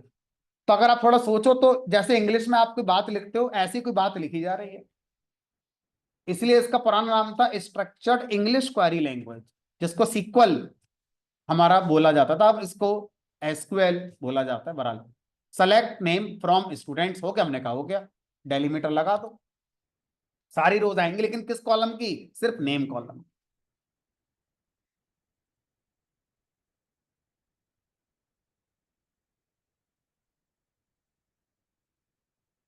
अब सर मुझे नेम और रोल नंबर दोनों चाहिए, तो कॉमा लगा दो सिलेक्शन लिस्ट पे, कॉमा दूसरे कॉलम का नाम, और चाहिए तीसरे का नाम, और चाहिए चौथे का नाम, हमने कहा लगा दो सर, तीनों ही लगा दो, नेम रोल मार्क्स तीन ही है। तो आउटपुट इसी ऑर्डर में आएगा, पहले नेम कॉलम, फिर रोल नंबर कॉलम, फिर मार्क्स कॉलम। टेबल में किस ऑर्डर में कॉलम बनाए गए हैं वो मैटर नहीं करता, सेलेक्ट करते समय आप किस ऑर्डर में कॉलम सेलेक्ट करना चाहते हो वो आप अपना स्पेसिफाई कर सकते हो, और वो सिर्फ उस रिजल्ट के लिए वैलिड है, टेबल में जैसा था वैसे ही रहेगा।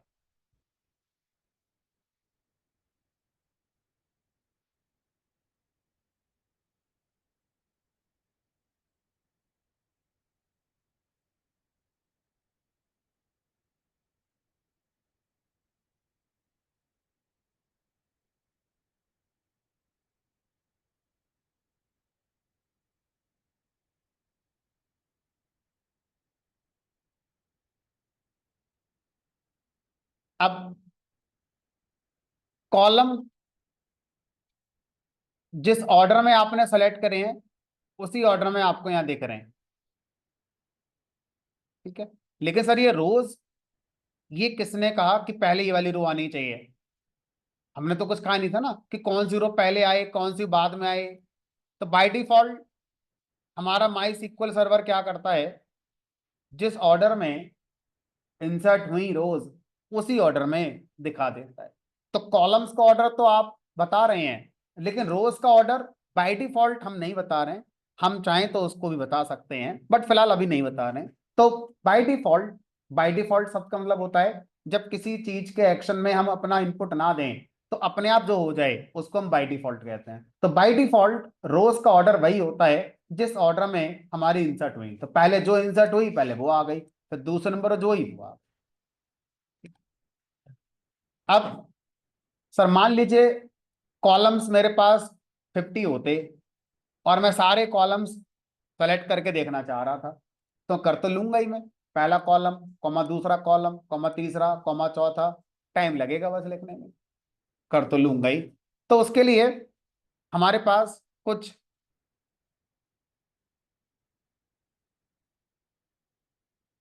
वाइल्ड करेक्टर्स होते हैं, या वाइल्ड कार्ड करेक्टर्स इन्हें कहते हैं, वाइल्ड कार्ड करेक्टर्स। तो वाइल्ड कार्ड करेक्टर्स कई सारे हैं एसक्यूएल के अंदर, उनमें से एक होता है हमारा जिसका नाम है स्टार या एस्ट्रिक, जो प्रोनाउंस करना चाहो कर सकते हो। तो आप क्या करें, जहां पर कॉलम का सिलेक्शन बता रहे थे, कॉलम के सिलेक्शन की जगह आप स्टार भी लिख सकते हैं। तो स्टार को देखकर आप स्टार कहेंगे, इसको अगर हम माई एसक्यूएल के पॉइंट ऑफ व्यू से डिफाइन करें तो ये एक वाइल्ड कार्ड करेक्टर होता है। इस तरह के और भी होते हैं, उनमें से एक हमारा स्टार है। इसका काम क्या होता है वो ज्यादा जरूरी है, इसका काम होता है all columns in same order. Order का मतलब जिस ऑर्डर में टेबल में है उसी ऑर्डर में आएंगे। क्योंकि आपको यहाँ ऑर्डर बताने का ऑप्शन नहीं है, क्योंकि आप कॉलम का नाम नहीं बता रहे हैं, आप स्टार लगा रहे हैं। स्टार माने ऑल कॉलम्स, किस ऑर्डर में, जिस ऑर्डर में टेबल में बनाए गए थे उसी ऑर्डर में। ठीक है, तो अगर आप सारे कॉलम उसी ऑर्डर में देखने में इंटरेस्टेड हैं तो आप इस वाइल्ड कार्ड करेक्टर जिसको स्टार कहते हैं इसका इस्तेमाल कर सकते हैं। तो कई बार हम इसके साथ एग्री हो जाते हैं कि चलो ठीक है, जो दिखा रहा है दिखाने देते हैं। कस्टमाइज करना है तो अपना सिलेक्शन बताओ कॉलम का फिर।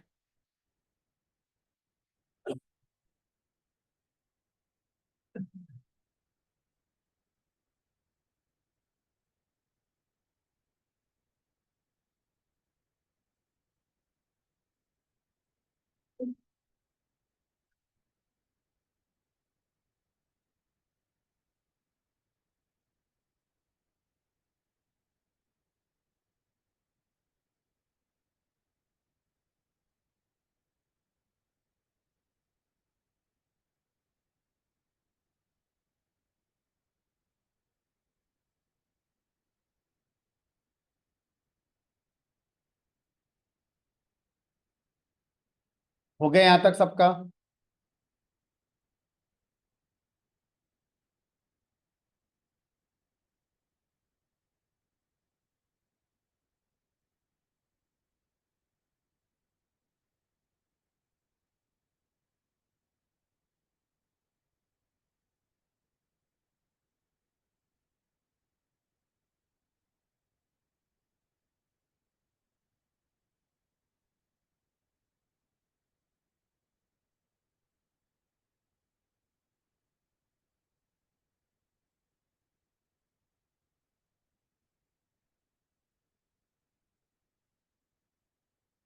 चलो अब आगे देखो कि सर हमें यहाँ पर सेलेक्ट करना रिकॉर्ड आ गया।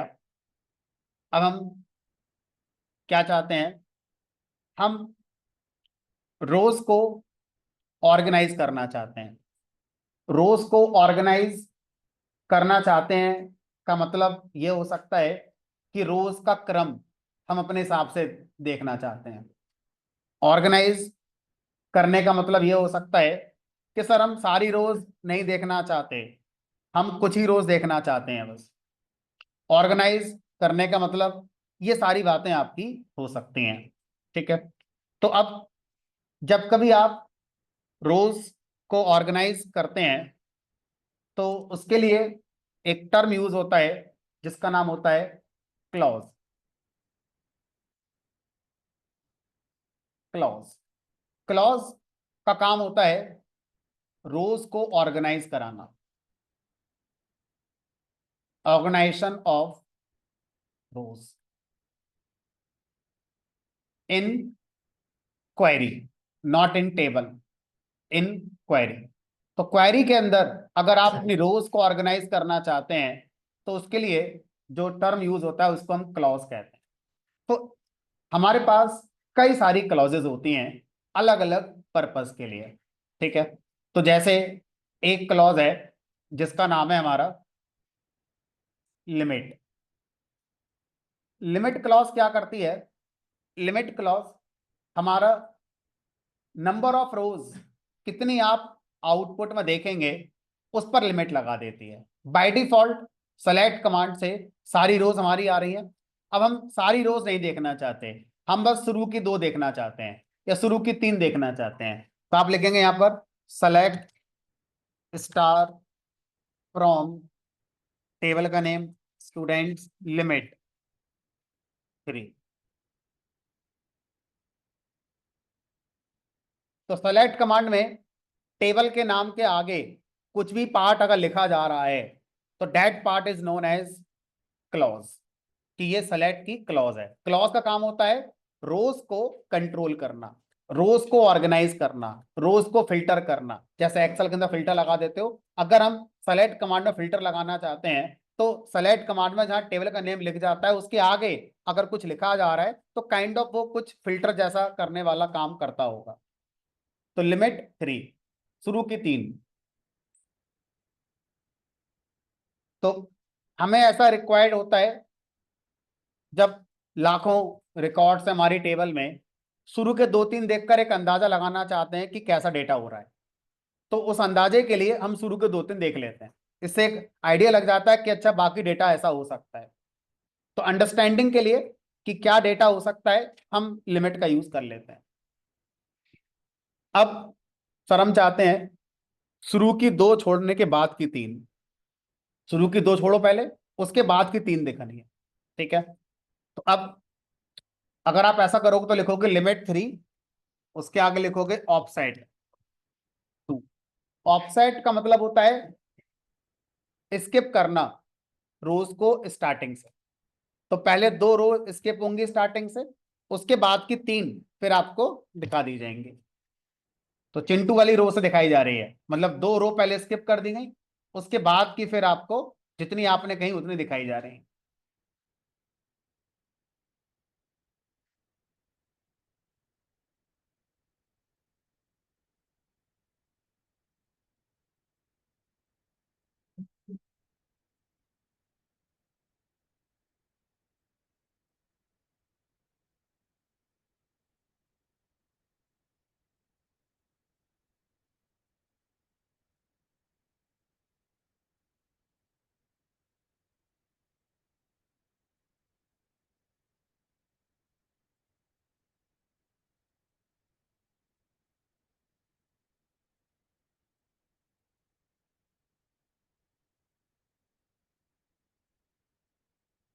अब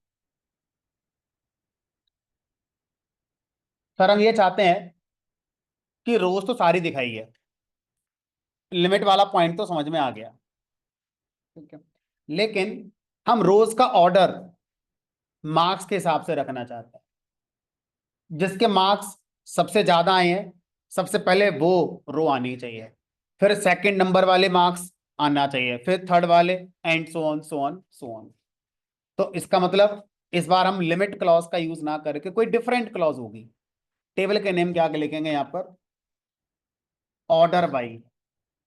ऑर्डर बाई क्लॉज होती है, ऑर्डर अलग वर्ड है, स्पेस लगा के बाई अलग वर्ड है। ऑर्डर लगाना, क्रम लगाना, किसका क्रम लगाओगे, रोज का। कॉलम का जो ऑर्डर है वो तो यहां से डिफाइन होता है, अब आपने उसको स्टार बना दिया है तो वो सेम ऑर्डर में कॉलम आ रहे हैं। ऑर्डर वाइज से रोज का ऑर्डर डिफाइन होता है, ऑर्डर वाइज। तो अब बताओ किस कॉलम के अकॉर्डिंग रोज का ऑर्डर लगाना चाहते हो, मार्क्स। तो ऑर्डर बाई के बाद उस कॉलम का नाम लिखा जाता है जिसके अकॉर्डिंग आप रोज का ऑर्डर आउटपुट में दिखाना चाहते हैं। तो यहाँ कॉलम का नाम कर दिया मैंने मार्क्स। अब ऑर्डर बाई क्या रहा है ये तो बताओ, असेंडिंग की डिसेंडिंग। 2 होते हैं ना ऑर्डर, छोटे से बड़ा, बड़े से छोटा। तो अब यहां पर हम लिखेंगे डिसेंडिंग, DESC।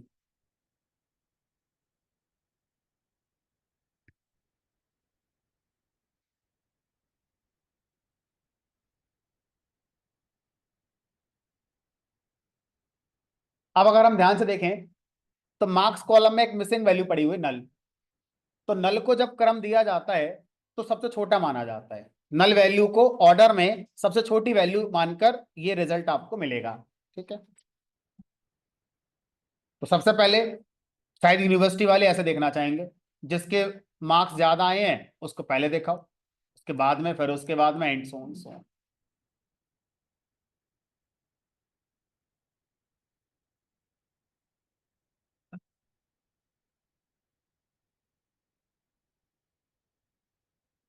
इस कीवर्ड को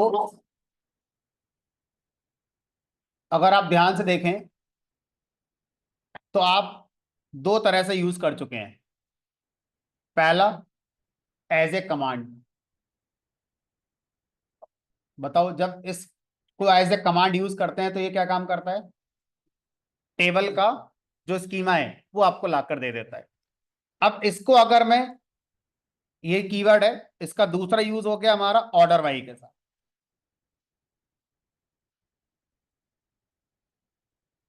तो जब ऑर्डर बाई के साथ इसको यूज कर रहे हैं तो इसको कमांड नहीं बोलेंगे, फिर ये सिंपल कीवर्ड ही कहलाएगा, क्योंकि कमांड शब्द उसको दिया जाता है जो शुरू होता है, जहां से हम लिखना शुरू करते हैं। तो सेलेक्ट कीवर्ड है, लेकिन सेलेक्ट को कमांड भी कहेंगे क्योंकि लिखना शुरू यहां से हमने कहा। तो जब डेस्क्राइब कीवर्ड को हम एज ए कमांड यूज करते हैं तो उसका मीनिंग अलग है, और जब डेस्क्राइब कीवर्ड को हम एज कीवर्ड ऑर्डर बाई के साथ यूज करते हैं तो इसका मीनिंग डिसेंडिंग है। तो इसके दो साउंड है, डेस्क्राइब और डिसेंडिंग। ऑर्डर बाई के साथ इसका साउंड है डिसेंडिंग, और जब ये कमांड की तरह यूज होगा तो इसका साउंड आता है डेस्क। तो सर ऐसा और भी होगा, तैयार रहो, जब एक बार हुआ है तो हो सकता है आगे और भी हो, ऐसा क्यों नहीं होगा। ठीक है, चलो। अब सर हम यहां पर अगर ध्यान से देखें तो इंटेंशनली मैंने ऐसा करा था, पता नहीं आपने करा या नहीं करा। दो लोगों के मार्क्स मैंने कैसे रखे थे, सेम रखे थे। अब आपने करे होंगे तो सेम सिनेरियो आपका बना होगा, और नहीं करे हैं तो एक नया रिकॉर्ड इंसर्ट कर लेना, जिसके मार्क्स वही कर देना जो किसी पुराने वाले के हैं, बाकी चीजें चाहे बदल देना। ठीक है, क्योंकि यहां से हमें कुछ नया सीखने को मिलेगा, इसलिए ऐसा करा गया था। तो अब मान लीजिए सर, जब हम स्टूडेंट के मार्क्स को डिसेंडिंग ऑर्डर में देख रहे हैं और दो स्टूडेंट के मार्क्स सेम है, तो ये कैसे डिसाइड करोगे कि भाई किसका पहले आना चाहिए किसका बाद में आना चाहिए। तो जनरली यूनिवर्सिटी की अगर ऐसे लिस्ट निकाली जाती तो यूनिवर्सिटी वाले डिसाइड कैसे कर रहे होते, अल्फाबेट, किसके अल्फाबेट में, शायद नेम के, शायद हो सकता कोई अलग रूल बनाते, बट एक जनरल बात जो देखी गई वो यही देखी गई है कि अगर दो स्टूडेंट की कोई भी रैंकिंग है या कोई मार्क्स है ऐसा सेम आ रहे हैं, तो उसमें अल्फाबेटिकली जो आता है पहले उसका नाम आ जाता है, उसके बाद में दूसरा का नाम आ जाता है। अब हमने इससे पूछा माई एसक्यूएल से, इसने कहा हमारे यहाँ पर बाय डिफॉल्ट ऐसा कुछ नहीं होता है। हम क्या करते हैं, ऑर्डर बाई में अगर वैल्यू सेम आ रही है तो जिन जिन रोज में वैल्यू सेम आ रही है हम पहली रो वो रखेंगे जो इंसर्ट हुई थी पहले। तो इन दोनों में ये वाली रो इसलिए पहले आ रही है क्योंकि पहले ये रो इंसर्ट हुई थी। अगर पहले ये इंसर्ट हुई होती तो पहले ये दिख रही हो। रोल नंबर क्या है उससे फर्क नहीं है इसे। तो बाय डिफॉल्ट ऑर्डर बाई में अगर सेम वैल्यू आती है दो रोज के लिए या दो से ज्यादा रोज के लिए, तो ऑर्डर का जो ऑर्डर होगा रोज का, वो इंसर्शन ऑर्डर हमारा यूज करा जाता है। अब हम कह रहे हैं नहीं सर, अगर ऐसा हो तो नेम का असेंडिंग ऑर्डर यूज करो। अगर नेम का असेंडिंग ऑर्डर यूज करोगे तो पहले किसका डेटा आएगा, फिर अजय वाला आना चाहिए। मेरे वाले डेटा के हिसाब से मैं बता रहा हूं आपको, आपने क्या इंसर्ट करा होगा शायद आप अपना बेटर देख पाएंगे। तो यहां लिखेंगे select star from students order by marks descending. उसके बाद फिर ये लिखेंगे कॉमा लगाकर, दूसरा डायरेक्ट बिना कॉमा लगाए, एक बार ट्राई ट्राई करो कॉमा के साथ, एक बार बिना कॉमा के साथ। तो पहले मैं बिना कॉमा के साथ कर रहा हूं। फिर दूसरे कॉलम का नाम क्या है, नेम, और नेम का कौन सा ऑर्डर है, असेंडिंग। असेंडिंग लिख के लिखेंगे एएस। तो जब दो ऑर्डर देते हैं तो ऑर्डर बाई को एक ही बार लगाएंगे, कॉलम उसका सॉर्टिंग ऑर्डर, उसके बाद कॉमा या स्पेस में से कोई एक चलेगा। किसी के साथ ट्राई करके देखो, मान लो कॉमा के साथ करता हूं, दूसरा कॉलम का नाम और उसका ऑर्डर कॉमा के साथ चल रहा है। अब देखो जहां पर मार्क्स सेम है उसके लिए ये वाला तरीका यूज होगा। तो ये फर्स्ट प्रायोरिटी वाला है, ये फर्स्ट प्रायोरिटी है, ये सेकंड प्रायोरिटी है। और सर दोनों के नाम भी सेम होते तो तीसरी प्रायोरिटी। सर वो भी सेम होता तो, अरे तो जो पहले आया होगा फिर वो आ जाएगा। लास्ट में तो ऑप्शन है ही, जो पहले इंसर्ट हुआ था वो आएगा पहले अब। ठीक है, तो इस तरह से हम ऑर्डर बाई में मल्टीपल कॉलम्स डिफाइन कर सकते हैं। इन मल्टीपल कॉलम्स का रूल है कि सबसे पहले रोज का ऑर्डर पहले कॉलम पे डिसाइड होगा। अगर इसमें वैल्यू सेम आ रही है तो जिन जिन रोज में सेम आ रही है सिर्फ उन रोज के लिए इससे डिसाइड करेंगे, बाकियों के लिए तो इसी से होगा हमारा। ठीक है, और इसमें भी सेम आ जाएगी तो तीसरे से करेंगे। और सब में अगर ऐसा है तो जो पहले आई थी पहले फिर वो आउटपुट में दिखेगी हमारे लिए। सर असेंडिंग के लिए वो डिस्क्राइब करना जरूरी है ना वैसे? हाँ, अगर हम ऑर्डर बाई में किसी कॉलम को स्पेसिफाई करते हैं और मैं उसका सॉर्टिंग ऑर्डर ना बताऊं तो बाय डिफॉल्ट ऑर्डर बाई उसको असेंडिंग मान लेता है। ठीक है, तो सेम आंसर आ जाएगा जो अभी हमारा आ रहा है। तो सॉर्टिंग ऑर्डर ना बताने के केस में एरर नहीं आएगी, ऑटोमेटिकली डिफॉल्ट क्या मान लिया जाएगा, उसको असेंडिंग मान लिया जाएगा। चलो अब इसको उल्टा करके दिखाओ कि मुझे ये डेटा हमारे नेम के अल्फाबेटिकल ऑर्डर में चाहिए फर्स्ट प्रायोरिटी पर, और अगर कहीं पर नेम सेम हो तो जिसके मार्क्स ज्यादा हो फिर उसका डेटा आना चाहिए। आपको कमांड लिखनी है, ये नहीं सोचना है कि मेरे पास ऐसा डेटा है या नहीं। आपको वो कमांड लिखनी है। क्या कमांड करनी है आपको? नेम के अल्फाबेटिकल ऑर्डर में रिकॉर्ड दिखाना है, असेंडिंग ऑर्डर में। और अगर दो स्टूडेंट के नेम सेम होंगे तो फिर जिसके मार्क्स ज्यादा होंगे उसका रिकॉर्ड पहले आना चाहिए। उसकी कमांड लिखनी है, भले ही आपके में ऐसा डेटा है या नहीं, उससे फर्क नहीं पड़ता। लिखो, क्या लिखोगे? कमांड लिख के दिखाओ।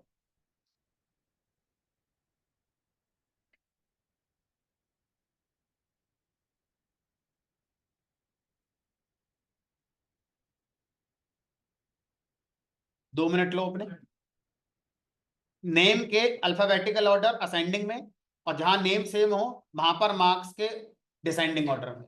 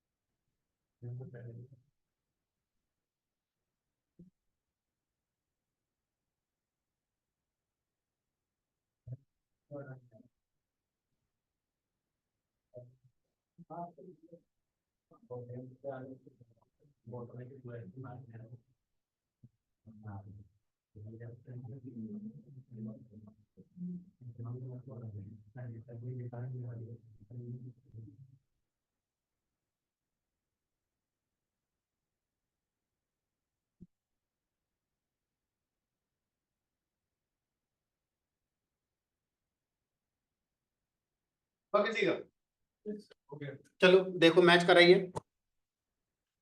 तो select star from students order by name. Name का असेंडिंग ऑर्डर देना है तो देंगे तो ठीक है, नहीं देंगे तो ऑटोमेटिक असेंडिंग मानेगा, कॉमा, फिर मार्क्स का डिसेंडिंग। तो अल्फाबेटिकली हमारा ये आ गया। तो कोई नाम सेम था नहीं, इसलिए इसकी शायद जरूरत ही नहीं पड़ी होगी। बट अगर कभी ऐसा हो जाता तो फिर इससे डिसाइड होता कि कौन सा नेम हमारा आएगा।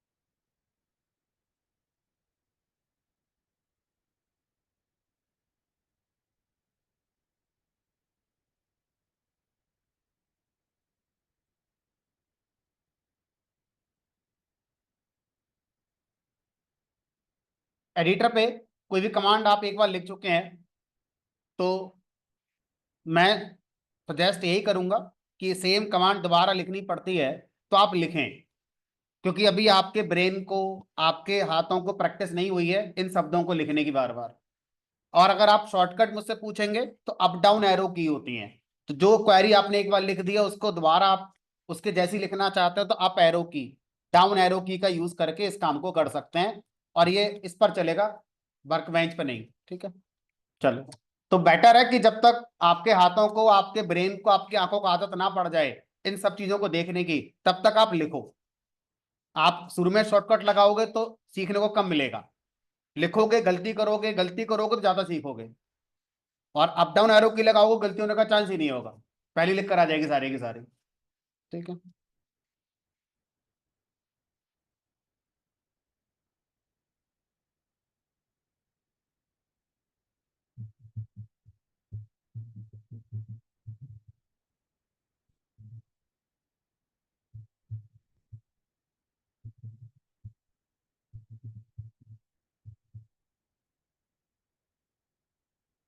तो इन दोनों में हमारा कॉलम जिस ऑर्डर में आप लिख रहे हैं उसी ऑर्डर में रिजल्ट में आएंगे। स्टार वाले में उसी कॉलम, सारे कॉलम उसी ऑर्डर में आएंगे जिस कॉलम में टेबल में थे।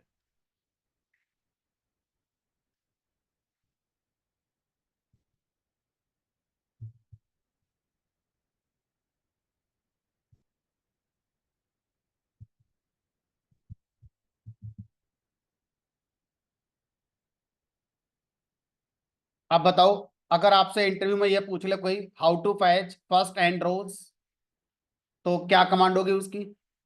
लिमिट। तो जरूरी नहीं वो आपसे ये बोले लिमिट क्या करता है। इंटरव्यू के अंदर आपसे ये नहीं पूछेगा कोई कि कौन सा कीवर्ड क्या करता है। वो आपको अपनी प्रॉब्लम स्टेटमेंट बताएंगे कि मुझे किसी टेबल के शुरू के 4 रिकॉर्ड चाहिए। शुरू के 4 की जगह बोलेंगे फर्स्ट एंड रिकॉर्ड चाहिए। तो आपको अपने आप को कनेक्ट करना है कि ये जो पूछ रहे हैं वो किस कीवर्ड से होता है, फिर आपको वो कमांड बतानी है। ऐसा नहीं होगा कि वो आपसे ये पूछेंगे बताओ इंसर्ट कमांड क्या करती है या अपडेट कमांड क्या करती है। वो आपको अपनी प्रॉब्लम स्टेटमेंट बताएंगे मुझे ये करना है, अब आप बताओ ये काम किस कमांड से होता है। ठीक है, क्योंकि क्लाइंट जब कोई रिक्वायरमेंट बताएगा तो आपको कहानी सुनाएगा कि मैं चाहता हूं ऐसे हो जाए, ये हो जाए, वो हो जाए। अब आप सोचो उस कहानी में कौन कौन सी कमांड लग रही है। ठीक है। तो how to fetch first and rows select. तो हम मान के चल रहे हैं आगे कमांड्स में सारे कॉलम ही फैच कर रहे हैं तो वो स्टार हमने लगा ही दिया।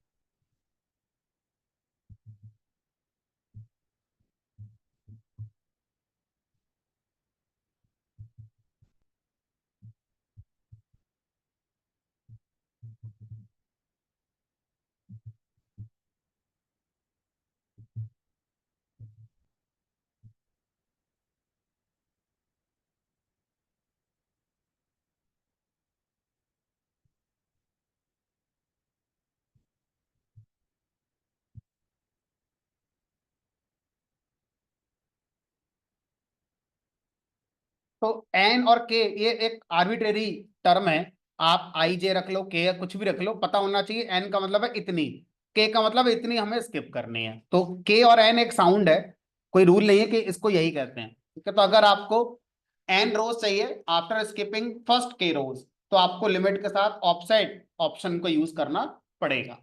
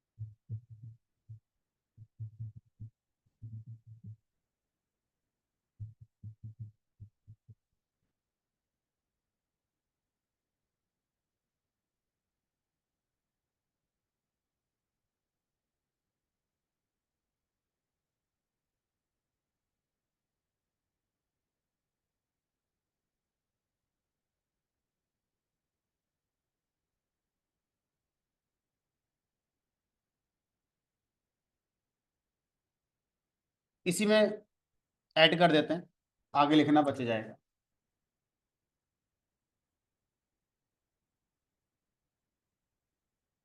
ऐसे करके आप कॉलम नेम उसका ascending descending, column name ascending descending, ऐसे करके बता सकते हैं।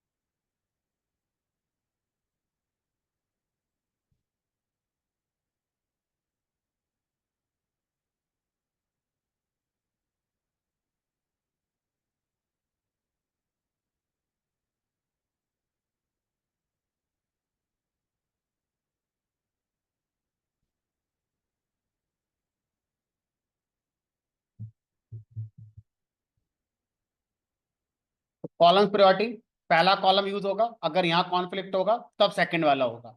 सेकंड में अगर हो गया डिसाइड तो थर्ड तक नहीं जाएंगे, पहले से डिसाइड हो गया तो आगे तक किसी में नहीं जाएंगे।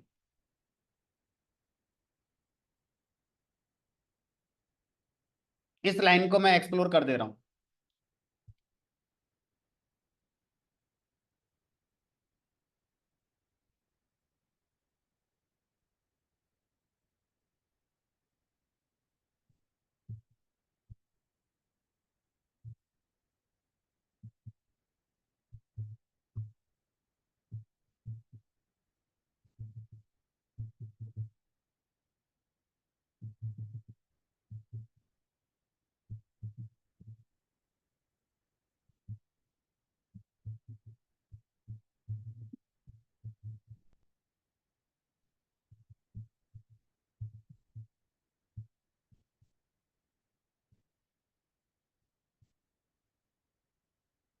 तो अगर दो वैल्यू सेम है फर्स्ट प्रायोरिटी कॉलम के अकॉर्डिंग, तब सेकंड प्रायोरिटी कॉलम यूज होगा। इसी तरह से आगे तक चलेगा।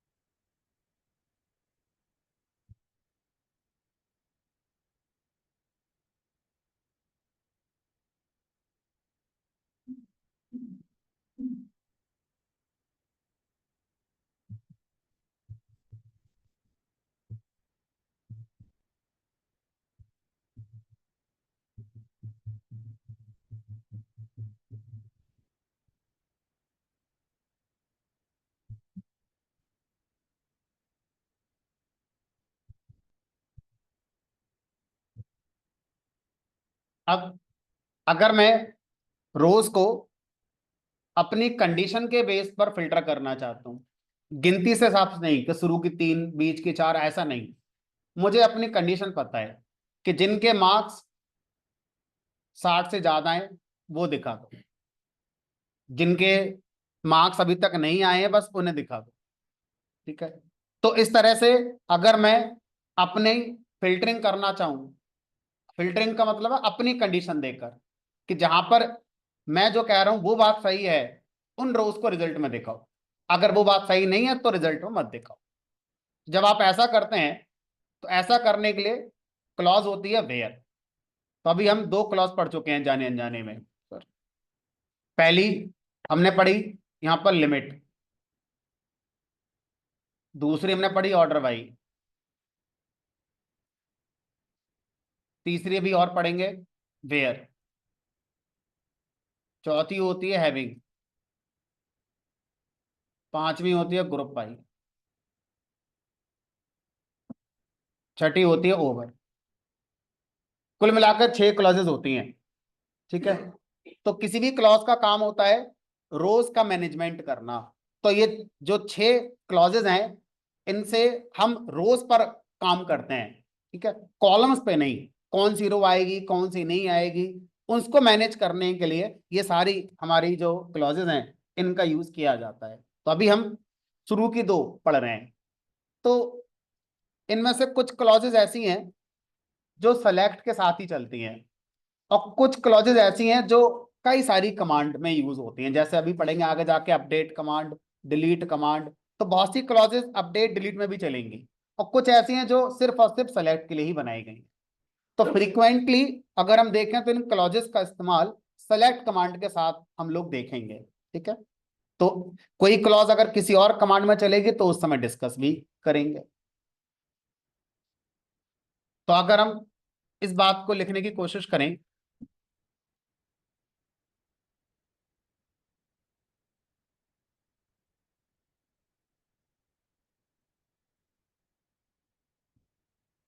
एक नोट बनाकर और लिख देते हैं।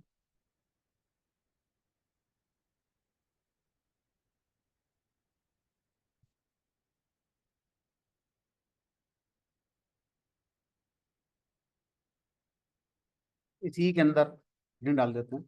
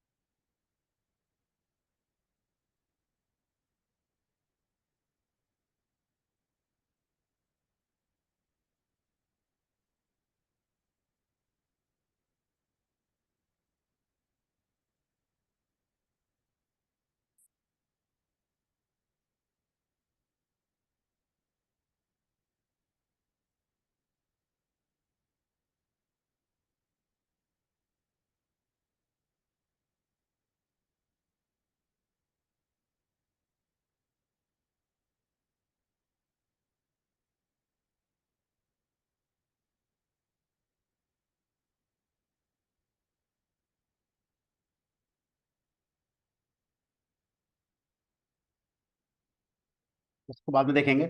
एक चीज अभी दिमाग में और आ गई मेरे, जो स्किप हो रही थी, अच्छा वो याद आ गई। सर दोनों को एक साथ यूज कर लें, लिमिट और ग्रुप बाई, लिमिट और ऑर्डर बाई। अभी जो हमने 2 पढ़ी हैं अलग अलग पढ़ी हैं, सर एक साथ क्या करोगे एक साथ यूज करके? मैं ये चाहता हूं कि मार्क्स के डिसेंडिंग ऑर्डर में डेटा अरेंज हो, और शुरू के 3 रिकॉर्ड देखूं बस, सबको देखने ही नहीं। टॉप 3 स्टूडेंट्स मुझे देखने हैं बस, फर्स्ट 3 नहीं। शब्दों को ध्यान से सुनना है, फर्स्ट 3 का मीनिंग अलग है। फर्स्ट 3 का मतलब हो गया जो टेबल में जिस क्रम में है उसी में से 3 ले आओ शुरू के। आपने फर्स्ट की जगह बोला टॉप 3 बेस्ड ऑन मार्क्स। तो अब अगर मैं इस काम को करना चाहता हूं तो मुझे ऑर्डर बाई पहले जाना ही पड़ेगा। देखो कैसे, तो मैं लिखा यहां पर ऑर्डर बाई मार्क्स डिसेंडिंग। अब सर इसमें से शुरू के 3, तो ऑर्डर बाई के बाद क्या लगा दो, लिमिट।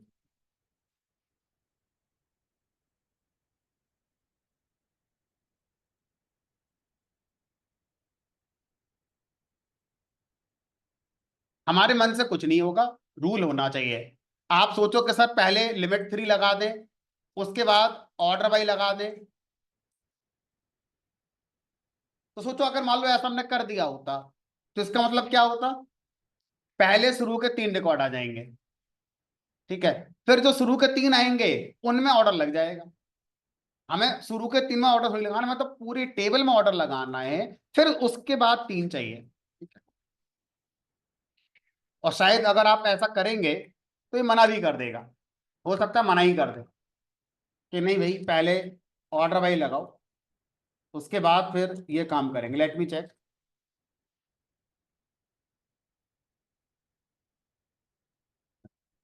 पहले ऑर्डर वाई, उसके बाद लिमिट, तो दोनों क्लॉज एक साथ आएंगी, तो उसका रूल ये होना चाहिए।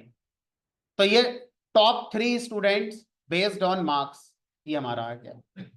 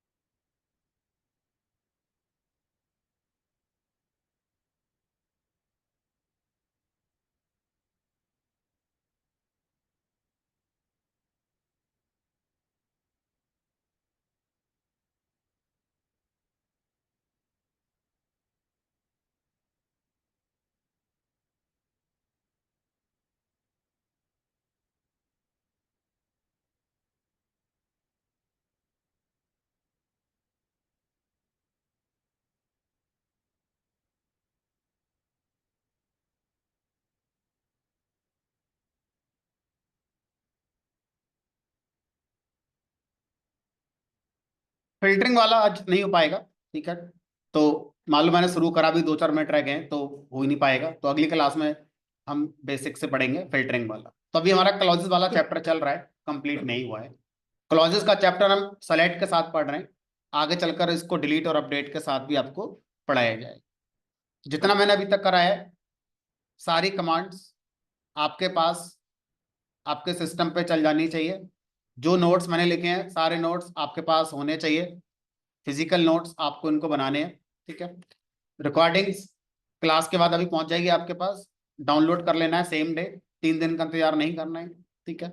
नेक्स्ट सैटरडे मिलेंगे, 12 बजे आपका टाइम है, 12 बजे मिलेंगे। जिन लोगों ने ग्रुप अभी ज्वाइन नहीं करा है किसी वजह से, मधुर सर जो बैच कोऑर्डिनेटर हैं, आप उनसे कांटेक्ट करिए, वो आपको ग्रुप में ज्वाइन करा देंगे, ठीक है। चलिए एंड करते हैं क्लास के। व्हाट्सएप ग्रुप भी है? नहीं सर, व्हाट्सएप कोई ग्रुप नहीं है, क्लासरूम ग्रुप है, जो भी है उसी पर इंफॉर्मेशन अवेलेबल होगी रिगार्डिंग क्लास।